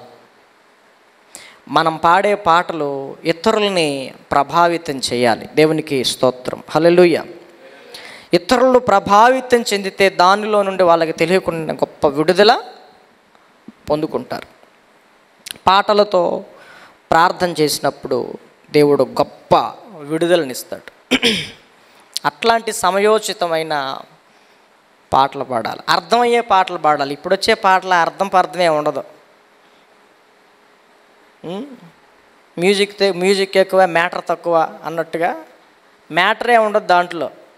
వాడికి ఏదో అనిపించింది, ఏదో రాశాడు, ఏదో కొట్టాడు, మనం పాడుకుంటాం. అర్థవంతమైన పాటలు, మన ఆత్మీయ జీవితాన్ని బలపరిచే పాటలు. అవి మనకి మన ఆత్మీయ జీవితానికి ఎంతో క్షేమాభివృద్ధిని కలుగు చేస్తాయి. యెషయా గ్రంథం 51వ అధ్యాయం 11వ వచనం. యెషయా గ్రంథం 51వ అధ్యాయం 11వ వచనం. యెహోవా విమోచించిన వారు సంగీత నాదముతో సియోనునకు తిరిగి వచ్చెదరు. నిత్య సంతోషము వారి తలల మీద ఉండును. వారు సంతోష ఆనందము గలవారగుదురు. దుఃఖమును నిట్టూర్పును తొలగిపోవును. ఎవరంటే వీళ్ళు? దేవుడు ఇంత గొప్ప విడుదలను ప్రకటించిన తరువాత, ఇంత విముక్తినిచ్చిన తరువాత వాళ్ళలో ఏం కలుగుతుందంట? సంగీత నాదముతో సియోనుకు తిరిగి వస్తారు. నిత్య సంతోషము వారి తలల మీద ఉండును. వారు సంతోష ఆనందము గలవారగుదురు. దుఃఖము నిట్టూర్పు తొలగిపోతాయి. ఇంతవరకు బాగానే ఉందిగా. బంధకాల్లో ఉన్నాం, దేవుడు తన వర్తమానం పంపాడు, ప్రార్థన చేసుకున్నాం, దేవుడు విడిపించాడు. ఇప్పుడు మనం ఎలాంటి స్థితిలో ఉన్నాం? గొప్ప ఆనందం. దుఃఖం తొలగిపోయింది, నిట్టూర్పు తొలగిపోయింది, అంతా బాగానే ఉంది. తర్వాత జీవితమే చాలా ప్రాముఖ్యమైంది. ఇర్మియా గ్రంథం 7వ అధ్యాయం 10వ వచనం. ఇర్మియా గ్రంథం 7వ అధ్యాయం 10వ వచనం. అబద్ధ సాక్ష్యం పలుకుచు బయలునకు ధూపం వేయచ్చు, మీరు ఎరుగని దేవతలను అనుసరించుచున్నారే. అయినను నా నామం పెట్టబడిన ఈ మందిరంలోనికి వచ్చి నా సన్నిధిని నిలుచుచు విడుదల నొంది ఉన్నామని మీరు చెప్పొద్దురు. ఈ హేయ క్రియలన్నింటినీ జరిగించుటకేనా మీరు విడుదల నొందితిరి? ఇందుకేనా నేను మిమ్మల్ని విడిపించింది? ఇందుకేనా నేను మిమ్మల్ని రక్షించింది? విడుదల నొంది కూడా వీళ్ళు హేయ క్రియలు చేస్తున్నారు. ఏం చేశారంట? అబద్ధ సాక్ష్యం పలుకుచు బయలునకు ధూపం వేయచ్చు, మీరు ఎరుగని దేవతలను అనుసరించుచున్నారు. దేవుడు భయంకరమైన పరిస్థితుల్లో నుంచి విడిపించి, మరణాంధకారంలో నుంచి విడిపించి, చావు బతుకుల నుంచి నిన్ను విడిపించి, దిక్కుమాలిన స్థితిలో నుంచి నిన్ను విడిపించి, హెచ్చించి, గొప్ప చేసి ఒక స్థాయిని, స్థితిని కలుగు చేసిన తర్వాత వీళ్ళ మనస్సు మదించి చేసిన కార్యం ఏంటంటే వాళ్ళ ఎరగని దేవతలకి ధూపం వేసే పరిస్థితి. ఇందుకేనా మీరు విడుదల నొందేమని తెగ ఊరేగుతున్నారు? దేవుడు విడిపించిన తర్వాత, దేవుడు స్వతంత్రులుగా చేసిన తర్వాత ప్రభు అన్నాడు క్రొత్త నిబంధనలో, ఈ స్వాతంత్రమును మీ శరీర క్రియలకు హేతువు చేసుకోకూడదు. నేను మిమ్మల్ని విడిపించాను, ఈ కాడిని తెంచాను, మరలా దాస్యమును కాడి కిందకి మరలా మీరు రాకూడదు అని చెప్పాడు. జైలుకి వెళ్ళి విడుదల నొందినోడికి చెబుతారు, రే నీ బతుకు తినట్టు ఎప్పుడు దీని మొహం చూడకు అని చెబుతారు అధికారులు. ఆడి సిగ్గులేదు కదా, ఆడు ఎవడోహను బడుతాడు, మళ్ళీ లోపలికి వెళ్తాడు. దేవుడు కొన్నిసార్లు మనల్ని ఎంత విడిపించినా దేవునికి ఇష్టమైన జీవితం బతకకుండా విడిపించిన తర్వాత ఇంకా భ్రష్టు పట్టిపోతాం అన్నమాట. ఇర్మియా గ్రంథం 2వ అధ్యాయం 20వ వచనం. ఇర్మియా గ్రంథం 2వ అధ్యాయము 20వ వచనం.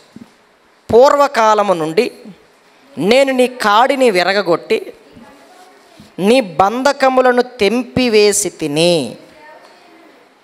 అయితే నేను సేవ చేయనని చెప్పుచున్నావు. ఎత్తైన ప్రతి కొండ మీదను పచ్చని ప్రతి చెట్టు కిందను వేశ్యవలే క్రీడించుచున్నావు. పూర్వకాలము నుండి నేను నీ కాడిని ఎందుకు విరగొట్టాను, నీ బంధకాలు ఎందుకు తెంచివేశానంటే నా సేవ చేస్తావని, కృతజ్ఞత కలిగి నన్ను సేవిస్తావని, సాక్షిగా బతుకుతావని ఆయన ఆలోచించి ఆమెను విడిపిస్తే ఆమె ఏం చేస్తుందంట? నేను సేవ చేయను, నా మనసుకు నచ్చినట్టు నేను బతుకుతాను. అప్పుడేదో కష్టకాలంలో ఉంది కాబట్టి దేవుడు అవసరమైంది, ఇప్పుడు అనవసరం కాబట్టి దేవుడిని పక్కన పెట్టింది, తనకిష్టం వచ్చిన జీవితం తనది. ఈరోజు చాలామంది బ్రతుకులు ఇంటి బంధకాల్లో ఉంటాం, చెరలో ఉంటాం. దేవుని వాక్యం వస్తుంది, ప్రార్థన చేసుకుంటాం, ఎవరో మన కొరకు ప్రార్థన చేస్తారు, మనం విడిపింపబడతాం, ఆ తర్వాత సంతోషిస్తాం, ఆ తర్వాత కృతజ్ఞత లేకుండా బ్రతకటం. మరలా దేవుడు మనల్ని ఎక్కడికి పంపిస్తాడంట? మళ్ళా ఎడకి, మళ్ళా వెనక్కే, మళ్ళా మనల్ని చెరలోనికి పంపించేస్తాడు. చెరలోనికి పంపించేస్తాడు. జాగ్రత్త అని దేవుని యొక్క వాక్యం మరొకసారి మనల్ని హెచ్చరిస్తూ ఉంది. కాబట్టి నా దేవుని ప్రియులారా, దేవుడు విడిపిస్తాడు. విడిపించిన తర్వాత మనం చాలా కృతజ్ఞతా భావంతో మరలా దాస్యమును కాడి కిందకి పోకుండా, చేరకుండా, దేవుని నామానికి అవమానకరంగా బతకకుండా ఇచ్చిన ఈ యొక్క సదావకాశాన్ని సద్వినియోగం చేసుకోవాలి. ఇందాక దేవుడే చెరలో మూసేస్తాడని చెప్పాను కదా, ఇంకొక మాట ఉంది, అది చెప్పి ముగిస్తాను. ప్రకటన గ్రంథం 2వ అధ్యాయం 10వ వచనం. ప్రకటన గ్రంథం 2వ అధ్యాయం 10వ వచనం. ఇదిగో మీరు శోధింపబడినట్లు అపవాది మీలో కొందరిని చెరలో వేయింపబోచున్నాడు. 10 దినములు శ్రమ కలుగును, మరణము వరకు నమ్మకంగా ఉండము, నేను నీకు జీవ కిరీటం ఇచ్చేస్తాను. ఒకవైపు నుంచి అపవాది కూడా మనల్ని శోధిస్తాడు. మనల్ని చెరలో వేసుకోవడానికి, వాడి వలలో వేసుకోవడానికి, మనల్ని బంధించడానికి వాడు కూడా కాసుకొని ఉన్నాడు, బంధిస్తాడు. మీలో కొంతమందిని టార్గెట్ చేశాడు, పాయింట్అవుట్ చేశాడు. మీలో కొంతమందిని, యోబును టార్గెట్ చేసినట్లుగా మీలో కొంతమందిని చెరలో వేయటానికి రౌండప్ చేశాడు. జాగ్రత్త, ఒకవేళ చెరలోకి వెళ్ళినా మీరు బాధపడాల్సిన పని లేదు, మనల్ని విడిపించే దేవుడు ఉన్నాడు. అర్థమవుతుందా? కాబట్టి 10 దినములు శ్రమ కలుగుతుంది, అయినా నమ్మకంగా ఉండు, దేవుడు నిన్ను అక్కడే విడిచిపెట్టడు, నీ పరిస్థితి మారుస్తాడు. అట్లా నమ్మకంగా అపవాది ద్వారా మూయబడిన ఆ టైంలో కూడా దేవుని యందు విశ్వాసం ఉంచి దేవుని యొక్క వాక్యాన్ని గట్టిగా నువ్వు చేపట్టినట్లయితే దేవుడు నీకేమిస్తాడు? జీవ కిరీటం. దేవుడు జీవ కిరీటం ఇస్తాడు. కాబట్టి అపవాది కూడా మనల్ని రౌండప్ చేస్తాడు, జాగ్రత్తగా ఉండాలి. ఒకవేళ వేసినా బంధకాల్లోనికి నిన్ను తీసుకెళ్ళిన పౌలు చాలాసార్లు అంటాడు, అనేక బంధకాలు నా కొరకు కాచుకొనాను, అయినా సరే పరిశుద్ధాత్మ దేవుడు చూసుకుంటాడు అని అన్నాడు. అపవాది చాలాసార్లు మనల్ని ట్రై చేస్తాడు, అయినా వాడు మనల్ని ఏం చేయలేడు. ప్రభువు మనతో ఉండగా అగ్నిగుండం కూడా క్షేమే. తీసుకెళ్ళి అగ్నిగుండంలో పడేసాడు షడ్రక్ మేషక్ అబేద్నెగోల్ని. అది క్షేమంగా మార్చడా లేదా? సింహాల బోన్లో వేయించాడు దానియేలుని, అక్కడ సమాధానం ఇచ్చాడా లేదా? ఎర్ర సముద్రంలో మూసేద్దాం అనుకున్నాడు, అక్కడ ఎర్ర సముద్రంలో రహదారిని వేసాడా లేదా? అట్లా దేవుడు కార్యం చేస్తాడు. అపవాది నేను చెరలో మూసేసినా టెన్షన్ పడాల్సిన పనేం లేదు. నువ్వు కొంతకాలం మౌనంగా ఉండి నువ్వు కనిపెడితే ఆయన వాక్యాన్ని ఆధారం చేసుకుని, వాగ్దానాలను ఆధారం చేసుకుని, సాతాను కాపురం ఉన్న స్థలములో కూడా, ప్రకటన గ్రంథంలో ఒక సంఘాన్ని గురించి చెప్తాడు, సాతాను కాపురం ఉన్న స్థలములో నువ్వు నివాసం ఉంటున్నావన్న సంగతి కూడా తెలుసు, ఆ స్థలములో ఉండి నా వాక్యాన్ని గట్టిగా చేపట్టేవని కూడా నాకు తెలుసు అంటాడు. దేవునికి స్తోత్రం, హల్లెలూయా. డైరెక్ట్గా సాతానే అక్కడ కాపురం చేస్తున్నాడంట. అలాంటి స్థలములో ఒక వ్యక్తి, సంఘములో ఉన్న ఒక వ్యక్తి ఏం చేశాడంటే, నా వాక్యాన్ని గట్టిగా చేపట్టావు, తెలుసు నీ క్రియలు అని అతని గురించి దేవుడు సాక్ష్యం ఇచ్చాడు. అయినా మనం మరణం వరకు నమ్మకంగా ఉంటే విడిపించే దేవుడు ఆయన చనిపోయిన వాడు కాదు, సజీవుడైన దేవుడు. సమయోచితమైన సహాయాన్ని పంపి మనల్ని విడిపిస్తాడు, మనకు సంతోషాన్ని ఇస్తాడు. ఇంకా నమ్మకంగా నువ్వు చచ్చిపోయేంత వరకు కృతజ్ఞతకుంటే నీకు కిరీటాన్ని కూడా ఇస్తాడు. దేవుడు ఇలాంటి భాగ్యాన్ని క్రమక్రమంగా సమయోచితమైన సహాయాలు చేసి ఒక నమ్మకమైన వ్యక్తిగా నిన్ను సంఘములో ప్రభు ఎదుట, అనేకులు ఎదుట నిలవబెట్టి ఆయన నామానికి మహిమ తెచ్చుకోవాలనుకుంటున్నాడు. నీకు కూడా ఈ మాటలు అంగీకారంగా ఉంటే నాతో కలిసి చిన్న ప్రార్థన చేయి. మేము కూడా మీకోసం చిన్న ప్రార్థన చేస్తాం. ప్రతిరోజు కూడా ఇలాగే ప్రార్థన చేసుకో. తప్పకుండా దేవుని యొక్క వాక్యాన్ని ఆధారం చేసుకొని ప్రార్థన చేసుకుందాం. దేవుడు ఈ సంవత్సరం మనకు గొప్ప విడుదల సంవత్సరంగా మనకు చేయబోతూ ఉన్నాడు. దేవుడిచ్చిన వాగ్దానాలన్నింటినీ గట్టిగా చేపట్టి ఈ సమయంలో మనం ప్రభు పాదాలను పట్టుకుందాం, ప్రార్థన చేద్దాం. తల్ల వంచండి. మోకరించగలిగిన వాళ్ళు చక్కగా మోకరించండి. బబ్బులు కొంత సమయం మనల్ని ప్రార్థనలో నడిపించి ఆఖరి ప్రార్థన చేస్తాడు. చక్కగా ప్రార్థనలో గడుపుదాం. ఉదయకాల సమయం నుంచి మరి 12 గంటలు మరి ఉదయకాల సమయం నుంచి గడుపుతున్నాం. మరి ఈ సమయం ముగింపులోనికి వస్తున్నాం.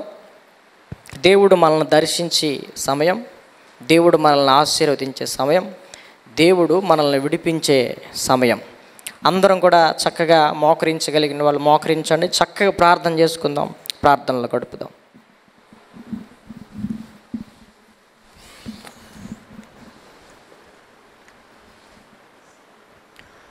ఇప్పటివరకు ప్రభు మనతో మాట్లాడుతూ వచ్చిన ప్రతి మాటను బట్టి ప్రభు పాదాల మీద పడి మన హృదయాలను పరిశీలించుకోవడానికి, దేవుడు మనతో మాట్లాడిన సంగతులకు మనము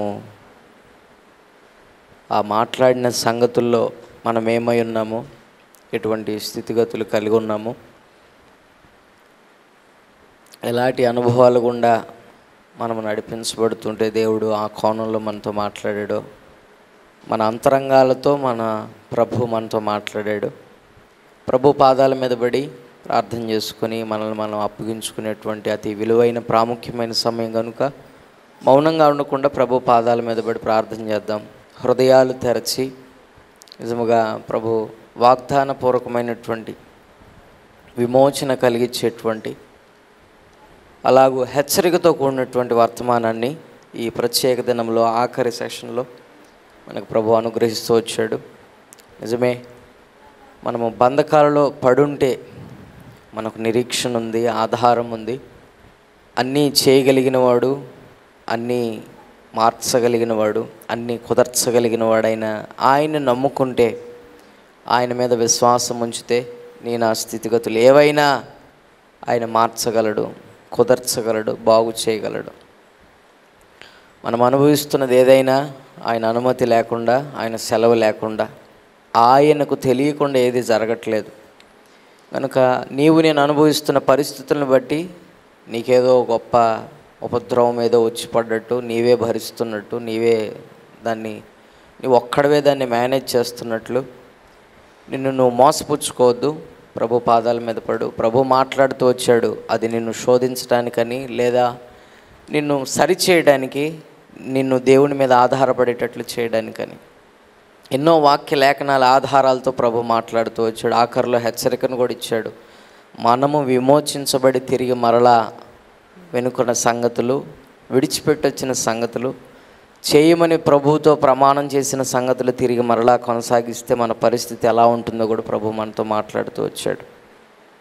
కనుక ప్రభు పాదాల మీద పడి మనం ఏమై ఉన్నామో, మనం అనుభవిస్తున్న ప్రతి పరిస్థితి, స్థితిగతులు, బాధ, వేదన, దుఃఖము, అవమానము, నింద, ఏదైనా ప్రభు మనకు వాగ్దానం ఇచ్చాడు. బంధకములలో పడియుండి నిరీక్షణ గలవారులారా మరలా మీ కోటను ప్రవేశించమన్నాడు.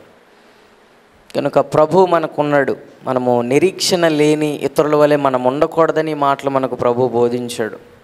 మనకు ఆధారం ఉంది, మనకు సహాయకుడు ఉన్నాడు, మనకు నడిపించే నాయకుడు ఉన్నాడు. అన్నిటికీ ఆధారమైన దేవుడు మనకు నమ్మడం చేతనైతే నిజంగా దేవుని మహిమను మన జీవితాల్లో మనం చూసిన వాటిని బట్టి మన ఇరుగు పొరుగు వారు కూడా మన గురించి, మన దేవుడు మన పక్షం, మన ఎడల చేసిన కార్యాన్ని గురించి సాక్ష్యం ఇస్తారు.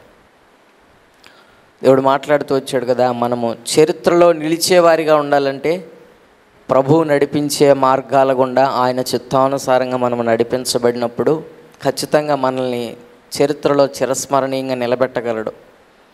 మనము తట్టుకొని తాలుకున్న పరిస్థితుల గుండా ఆయనకు అనుగుణంగా జీవించకపోతే, అనుమతించిన పరిస్థితుల్లో మనం నిలబడకుండా తప్పిపోయి తోలనాడి తిరుగుబాటుతనంతో ఇష్టానుసారంగా మనం మాట్లాడితే, ఇష్టానుసారంగా మనం ప్రవర్తిస్తే, దేవుణ్ణే విడిచిపెట్టి ఈ పరిస్థితులు దేవుడుంటే ఇలాగెందుకు జరుగుతుందని తోలనాడి నువ్వు మాట్లాడితే, గుర్తుపెట్టుకో, నిన్ను నన్ను కలుగు చేసిన వాడు ఆయనే. నీ ప్రాణం నా ప్రాణం ఆయన అధీనంలో ఉంది.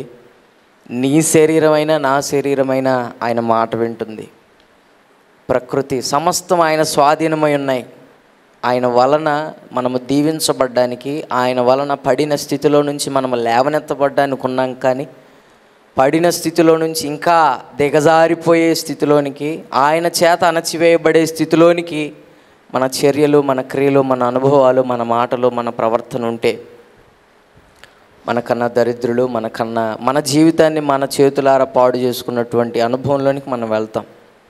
కనుక ప్రియ సహోదరి సహోదరుడా, మౌనంగా ఉండకుండా ప్రభు పాదాల మీద పడి, అయ్యా నీవు నన్ను శోధిస్తుండగా, నీవు నాకు ఈ పరిస్థితులు అనుమతించగా, ఈ అవమానము, ఈ నింద, ఈ స్థితిగతులు నాకు నువ్వు అనుమతించిన దాన్ని బట్టి ప్రభా, దాన్ని నేను గౌరవించి సహించటానికి నాకు సామర్థ్యం ఇవ్వు. అనుదినము నీతో నాకు సహవాసం ఇవ్వండి. దానియేలు, షడ్రక్, మెషక్ భక్తుల గురించి మనం వింటూ వచ్చాం. వారికి అనుమతించబడినటువంటి పరిస్థితులు మనకేమీ, వాటిలో ఏ ఒక్కటి మనకు అనుమతించబడలేదు. కానీ అనుమతించబడిన వారు అనుదినము ప్రభువుని సేవించారు. వారు సేవించిన దాన్ని బట్టి అన్యులైన రాజులు వారిని గురించి సాక్ష్యం ఇస్తూ వచ్చారు. అన్యులైనటువంటి వారు ప్రభువుని అంగీకరించడానికి వీలుపడింది. అన్య దేశము ప్రభువుని తెలుసుకోవడానికి దోహదపడింది.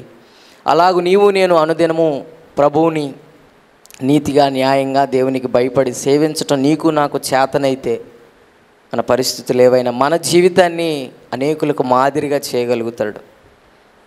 మనలో లోపం పెట్టుకొని ప్రభు చేయట్లేదని ప్రభువుని తిరస్కరించి తోలనాడి మాట్లాడడం అది మనకు సమంజసం కాదు. ప్రభు పాదాల మీద పడి మనల్ని మనం సరి చేసుకోవడానికి అతి విలువైన సమయం. ఆయన హెచ్చించగలడు. మృతి నొందిన వాడిని బ్రతికించినవాడు, అన్నీ నిర్బంధించినటువంటి స్థలంలోనికి ప్రవేశించినవాడు, అంతటి సామర్థ్యం కలిగిన దేవునికి నీ పరిస్థితి, నా పరిస్థితి, నీకొచ్చిన శ్రమ, నీకొచ్చిన నింద, నీకొచ్చిన అవమానం, నీకొచ్చిన కష్టం ఆయన తీర్చలేనిది కాదు. ఆయన యందు నమ్మిక ఉంచి ఆయన ఇష్టానుసారంగా ఆయన చెప్పు చేతల్లో ఉండి బ్రతకడం నీకు నాకు చేతనైతే శ్రమ కొలిమైన సంతోషంగా మనము అనుభవించగలం. శ్రమల్లో కూడా సంతోష గీతాలు పాడి ప్రభువుని మహింపరచగలం. భక్తులు చేసింది అదే. భక్తులుగా పిలువబడుతున్న నీవు నేను, ప్రభు మందిరానికి వస్తున్న నీవు నేను, ఇవి ఇంకా నేర్చుకొని అనుభవంలో ఉంటే మనం ఇంకా పాలు తాగే స్థితిలో ఉన్న ఆ శిశువులను పోలిన వారిగానే ఉంటాం. ప్రియ సహోదరి సహోదరుడా, నీవు నేను రక్షించబడింది, విమోచించబడింది ఆయన సారూప్యతలోనికి మార్చబడ్డానికి, ఆయన గుణగణాలు నేర్చుకొని అనేకులను ఆయనలోనికి నడిపించడానికి నీవు నేను రక్షించబడ్డాం, నీవు నేను విమోచించబడ్డాం, నీవు నేను విడిపించబడ్డాం. కనుక ఇట్టి విమోచన, ఇట్టి స్వాతంత్రం ప్రభు మనకు అనుగ్రహించినటువంటి ఇటు వాగ్దాన సంబంధమైన సందేశం మనకెన్నో ఉన్నాయి. కనుక ప్రభు పాదాల మీద పడి వాటిని జ్ఞాపకం చేసుకుంటూ, స్మరణ చేసుకుంటూ, వాటి మీదే ఆధారపడుతూ ఎప్పుడైనా గుర్తుపెట్టుకుందాం మనం. ఖచ్చితంగా నీ బలాన్ని బట్టి, నీ జ్ఞానాన్ని బట్టి, నీకున్న ధనాన్ని బట్టి, నీకున్న బంధు బలాన్ని బట్టి నువ్వు ఏది సాధించలేవు ప్రియ సహోదరి సహోదరుడా. ఆయన ఒక్కడే ఏదైనా నీ జీవితంలోనైనా, నా జీవితంలోనైనా ఏదైనా చేయగలిగిన దేవుడు. ఆఖరి క్షణంలో భక్తుల జీవితాల్లో చేసిన కార్యాలు మనం వింటూ వచ్చాం. సింహాల నోళ్ళు మూయటం, అగ్నిని చల్లార్చడం, అగ్ని వాసన కూడా తెలియకుండా చేయటం నీ వల్ల, నా వల్ల కాదు, ప్రభువుకు సాధ్యమైంది. అంతటి సమర్థుడైన దేవుణ్ణి పక్కన పెట్టి నీ బలమని నువ్వు ఆలోచిస్తే, నువ్వు తీర్చుకోగలవని నువ్వు ఆలోచించి నీ బుర్రపాడు చేసుకోవడం తప్ప ప్రయోజనం ఉండదు. కనుక ప్రభు పాదాల మీద పడి అన్నిటికీ ఆధారమైన వాడు, అన్నిటినీ కుదుర్చువాడు, అన్నిటినీ చేయగలిగినవాడు ఆయన మీద మనం నమ్మిక ఉంచితే మనకు 10 దినాలు శ్రమ కలిగిన నీతి కిరీటాన్ని ఆయన ఇవ్వడానికి సిద్ధంగా ఉన్నాడని ప్రభుత్వం మనతో మాట్లాడుతూ వచ్చాడు. కనుక మనకు అనుమతించిన పరిస్థితి ఏదైనా ప్రభు వాక్యానుసారంగా ప్రభు మనకు సెలవిచ్చిన దాన్ని బట్టి ఆయనతో నిత్యము సహవాసం కలిగి ఆయన చెప్పి సెలవిచ్చిన అడుగు జాడల్లో మనం నడుచుకొని ఆయనకి ఇష్టానుసారంగా బ్రతికి ఆయన అనుగ్రహించి ఆ నిత్య రాజ్యంలో ప్రవేశించే దాని కొరకు మనల్ని మనం సిద్ధపరచుకున్నట్లు ప్రార్థన చేసుకుందాం. మహాపరిశుద్ధుడైన తండ్రి, జీవం కలిగిన దేవా, మీ ఘనమైన శ్రేష్టమైన మహిమ కలిగిన నామాన్ని బట్టి మీకు స్తోత్రం చెల్లిస్తున్నాం. ఈ ప్రత్యేక దినములో ప్రభా 12 గంటలు మీ సన్నిధిలో గడపడానికి అభాగ్యులము, ఎన్నిక లేని అయోగ్యులమైన మాకు మీరు అనుమతించి కల్పించిన ఈ స్థితిగతులను బట్టి ఇంత సమయాన్ని మీ సన్నిధిలో గడుపుటకు ఇదిగో ప్రభా, ఈ బలహీనమైన ఘటాలకు మీరు దయచేసిన బలాన్ని బట్టి, అయ్యా ఈ శక్తిహీనులకు మీరు ఇచ్చిన శక్తిని బట్టి, ఈ సోమరులమైన మాకు చురుకుదనాన్ని ఇచ్చి నీ సన్నిధిలో గడపడానికి మీరు మాకు ఇచ్చిన మెళుకువను బట్టి, చురుకుదనాన్ని బట్టి మనసారా మీకు స్తోత్రం చెల్లిస్తున్నాం. అయ్యా మొదటి సెషన్లో మీరు మాట్లాడుతూ వచ్చారు, మీరు సహాయం చేస్తూ వచ్చారు. ఆ సెషన్ అంతా మంచిగా క్రమంగా మీ నామ మహిమార్థమే జరిగించారు. రెండవ సెషన్లో కూడా ఎలాగూ అనేకులుగా కూడుకోవడానికి అనుమతించారు తండ్రి. విత్తబడిన మాటలను బట్టి మీ చెంతకు వచ్చి ప్రార్థన చేస్తున్నాం. నిజమే తండ్రి, నిన్ను నిజముగా సేవించినప్పుడు, నిన్ను పరిపూర్ణంగా నమ్మినప్పుడు మా జీవితంలో ఏమి అనుమతించబడ్డా, మా జీవితం ఏ దిశగా పయనించబడుతున్నా, మా జీవితంలోనికి ఎటువంటివి ప్రవేశించినా కలత చెందకుండా, కలవరపడకుండా, కన్నీరు పెట్టకుండా, అయ్యా నిరాశ చెందకుండా నిరీక్షణ కలిగి ధైర్యంగా బ్రతకగలుగుతాం. కానీ ఇవేవి మాలో లేక ప్రతి దానికి కలవరము, కోపము, దుఃఖము, ఆవేదన, తొందర, భయము అన్నిటికీ ప్రభా కృంగిపోవడానికి కారణం ప్రభా నీ యందు నమ్మిక ఉంచాల్సిన నిన్ను మేము పక్కన పెట్టాం. అన్నిటినీ చేయగలిగిన దేవుడివే నిన్ను పక్కన పెట్టాం ప్రభా. అన్నీ చేయగలిగిన వాడవని ఎరిగి మర్చిపోయాం ప్రభా నీ విలువను. కానీ భక్తులు అలాగూ ఉండలేదు. వారు చేస్తున్న భక్తి యథార్థంగా చేసి భయము కలిగి అనుదినము నిన్ను సేవించుటను బట్టి అనేక ఉపద్రవాల్లో నుండి, శ్రమల్లో నుండి, మరణముల్లో నుండి ప్రభా అయ్యా చెప్పన సఖ్యము కాని పరిస్థితులు ఎన్నిటినో దాటి వచ్చారు నీ సహాయము చేత ప్రభా. అలాగూ బ్రతకాలని మాకు మీరిచ్చారు విమోచన, మాకు మీరిచ్చారు రక్షణ. ఆ భక్తులను పోలి మేము బ్రతకలేకపోతున్నాం. ఆ భక్తులు లేదా మీరు మాకు ఉంచి వెళ్ళిన మాదిరి అడుగు జాడల్లో మేము నడవలేకపోతున్నాం ప్రభా. మా భక్తులు, మా పితరులు చేసినటువంటి ఆ రీతి అయినటువంటి వైరాగ్యముతో కూడిన భక్తి మేము చేయలేకపోతున్నాం. ఆ సమర్పణ కలిగి బ్రతకలేకపోతున్నాం. ఆ నిరీక్షణ కలిగి ఆ శ్రమలలో, బంధకాలలో, ఇరుకుల్లో, ఇబ్బందుల్లో సంతోషించి బ్రతకలేకపోతున్నాం ప్రభా. మాకు నేర్పించండి. మాకు ఈ దినాన్ని మీరు ఇచ్చారు, వాగ్దాన సంబంధమైన వర్తమానాన్ని మీరు మాకు ఇచ్చారు. నిరీక్షణ కలిగి ఉంటే, నీ యందు నమ్మిక ఉంచితే, నిన్ను నిజముగాను దినము తప్పక సేవిస్తే మేము అనుభవిస్తున్న ప్రతి స్థితిగతులన్నింటిలో నుంచి మమ్మల్ని విడిపించడానికి మీరు సమర్థులని, సిద్ధంగా ఉన్నారని, ఆ శ్రమలన్నిటి ద్వారా మమ్మల్ని శుద్ధ సువర్ణంగా మార్చి నీవు అనుగ్రహించే నిత్య రాజ్యానికి వారసులగునట్లు మమ్మల్ని అలాగూ పరిశోధిస్తున్నారని మీరు మాతో మాట్లాడుతూ వచ్చారు. అలాగూ నన్ను మమ్మల్ని సిద్ధపరచండి. మీ చేతులకు అప్పగించుకుంటున్నాం. అనుదినము మిమ్మల్ని క్రమం తప్పక సేవించడానికి, అన్నిటికన్నా మిక్కుటంగా మీ అందే నమ్మిక ఉంచడానికి, మీ మీద ఆధారపడి బ్రతకటానికి ప్రభా మాకు అట్టి విశ్వాసాన్ని, అలాంటి జీవిత విధానాన్ని మీరు మాకు దయచేయండి. అయ్యా కొన్ని ప్రభా వ్యతిరేకమైన మాటలు కూడా మేము వింటూ వచ్చాం. అయ్యా విమోచించబడిన మేము విడిచిపెట్టిన ఆ పాత సంగతులు, పాత పద్ధతులు, పాత అలవాట్లు, పాత క్రమాలను చేసిన దాన్ని బట్టి కీడును సమకూర్చుకున్న వారి విషయాలు కూడా మేము వింటూ వచ్చాం.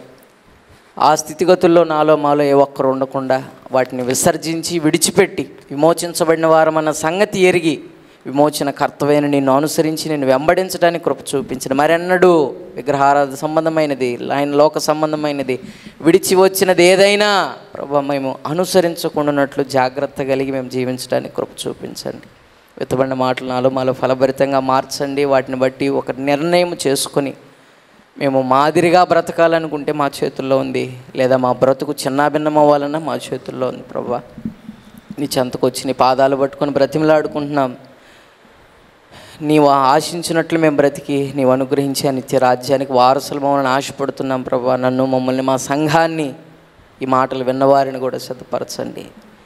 ప్రయత్నం చేసి తప్పకుండా ప్రతిఫలాన్ని పొందుకున్నట్లు ప్రభా మీరు సిద్ధపరిచి నడిపించమని మీ పాదాలు పట్టుకుంటూ మీ చేతులకు మమ్మల్ని అప్పగించుకుంటూ అయ్యా ఈ కూడికి ఇప్పటివరకు మర్యాదగా క్రమముగా మీరు జరిగించిన విధానం అంతటిని బట్టి మరి ఒక మారు మనసారా కృతజ్ఞతాస్తుతులు స్తోత్రాలు చెల్లిస్తూ నదురెడిని యేసైతే పరిశుద్ధ ఘనమైన నామంలో మిక్కిలి వినయముతో ప్రార్థించి బ్రతిమాలి వేడుకొంచున్నాము తండ్రి. ఆమేన్. ఆమేన్.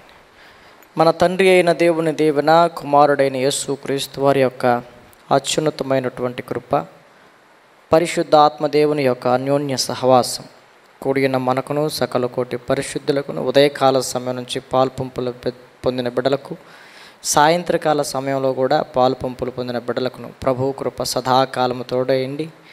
ఈ వర్తమానాల ప్రకారంగా ప్రతి ఒక్కరిని సిద్ధపరిచి భద్రపరిచి ఆయన రాకడ పర్యంతం వరకు క్షేమముగా వాక్యానుసారంగా నడిపించునుగాక. ఆమేన్. ఆమేన్.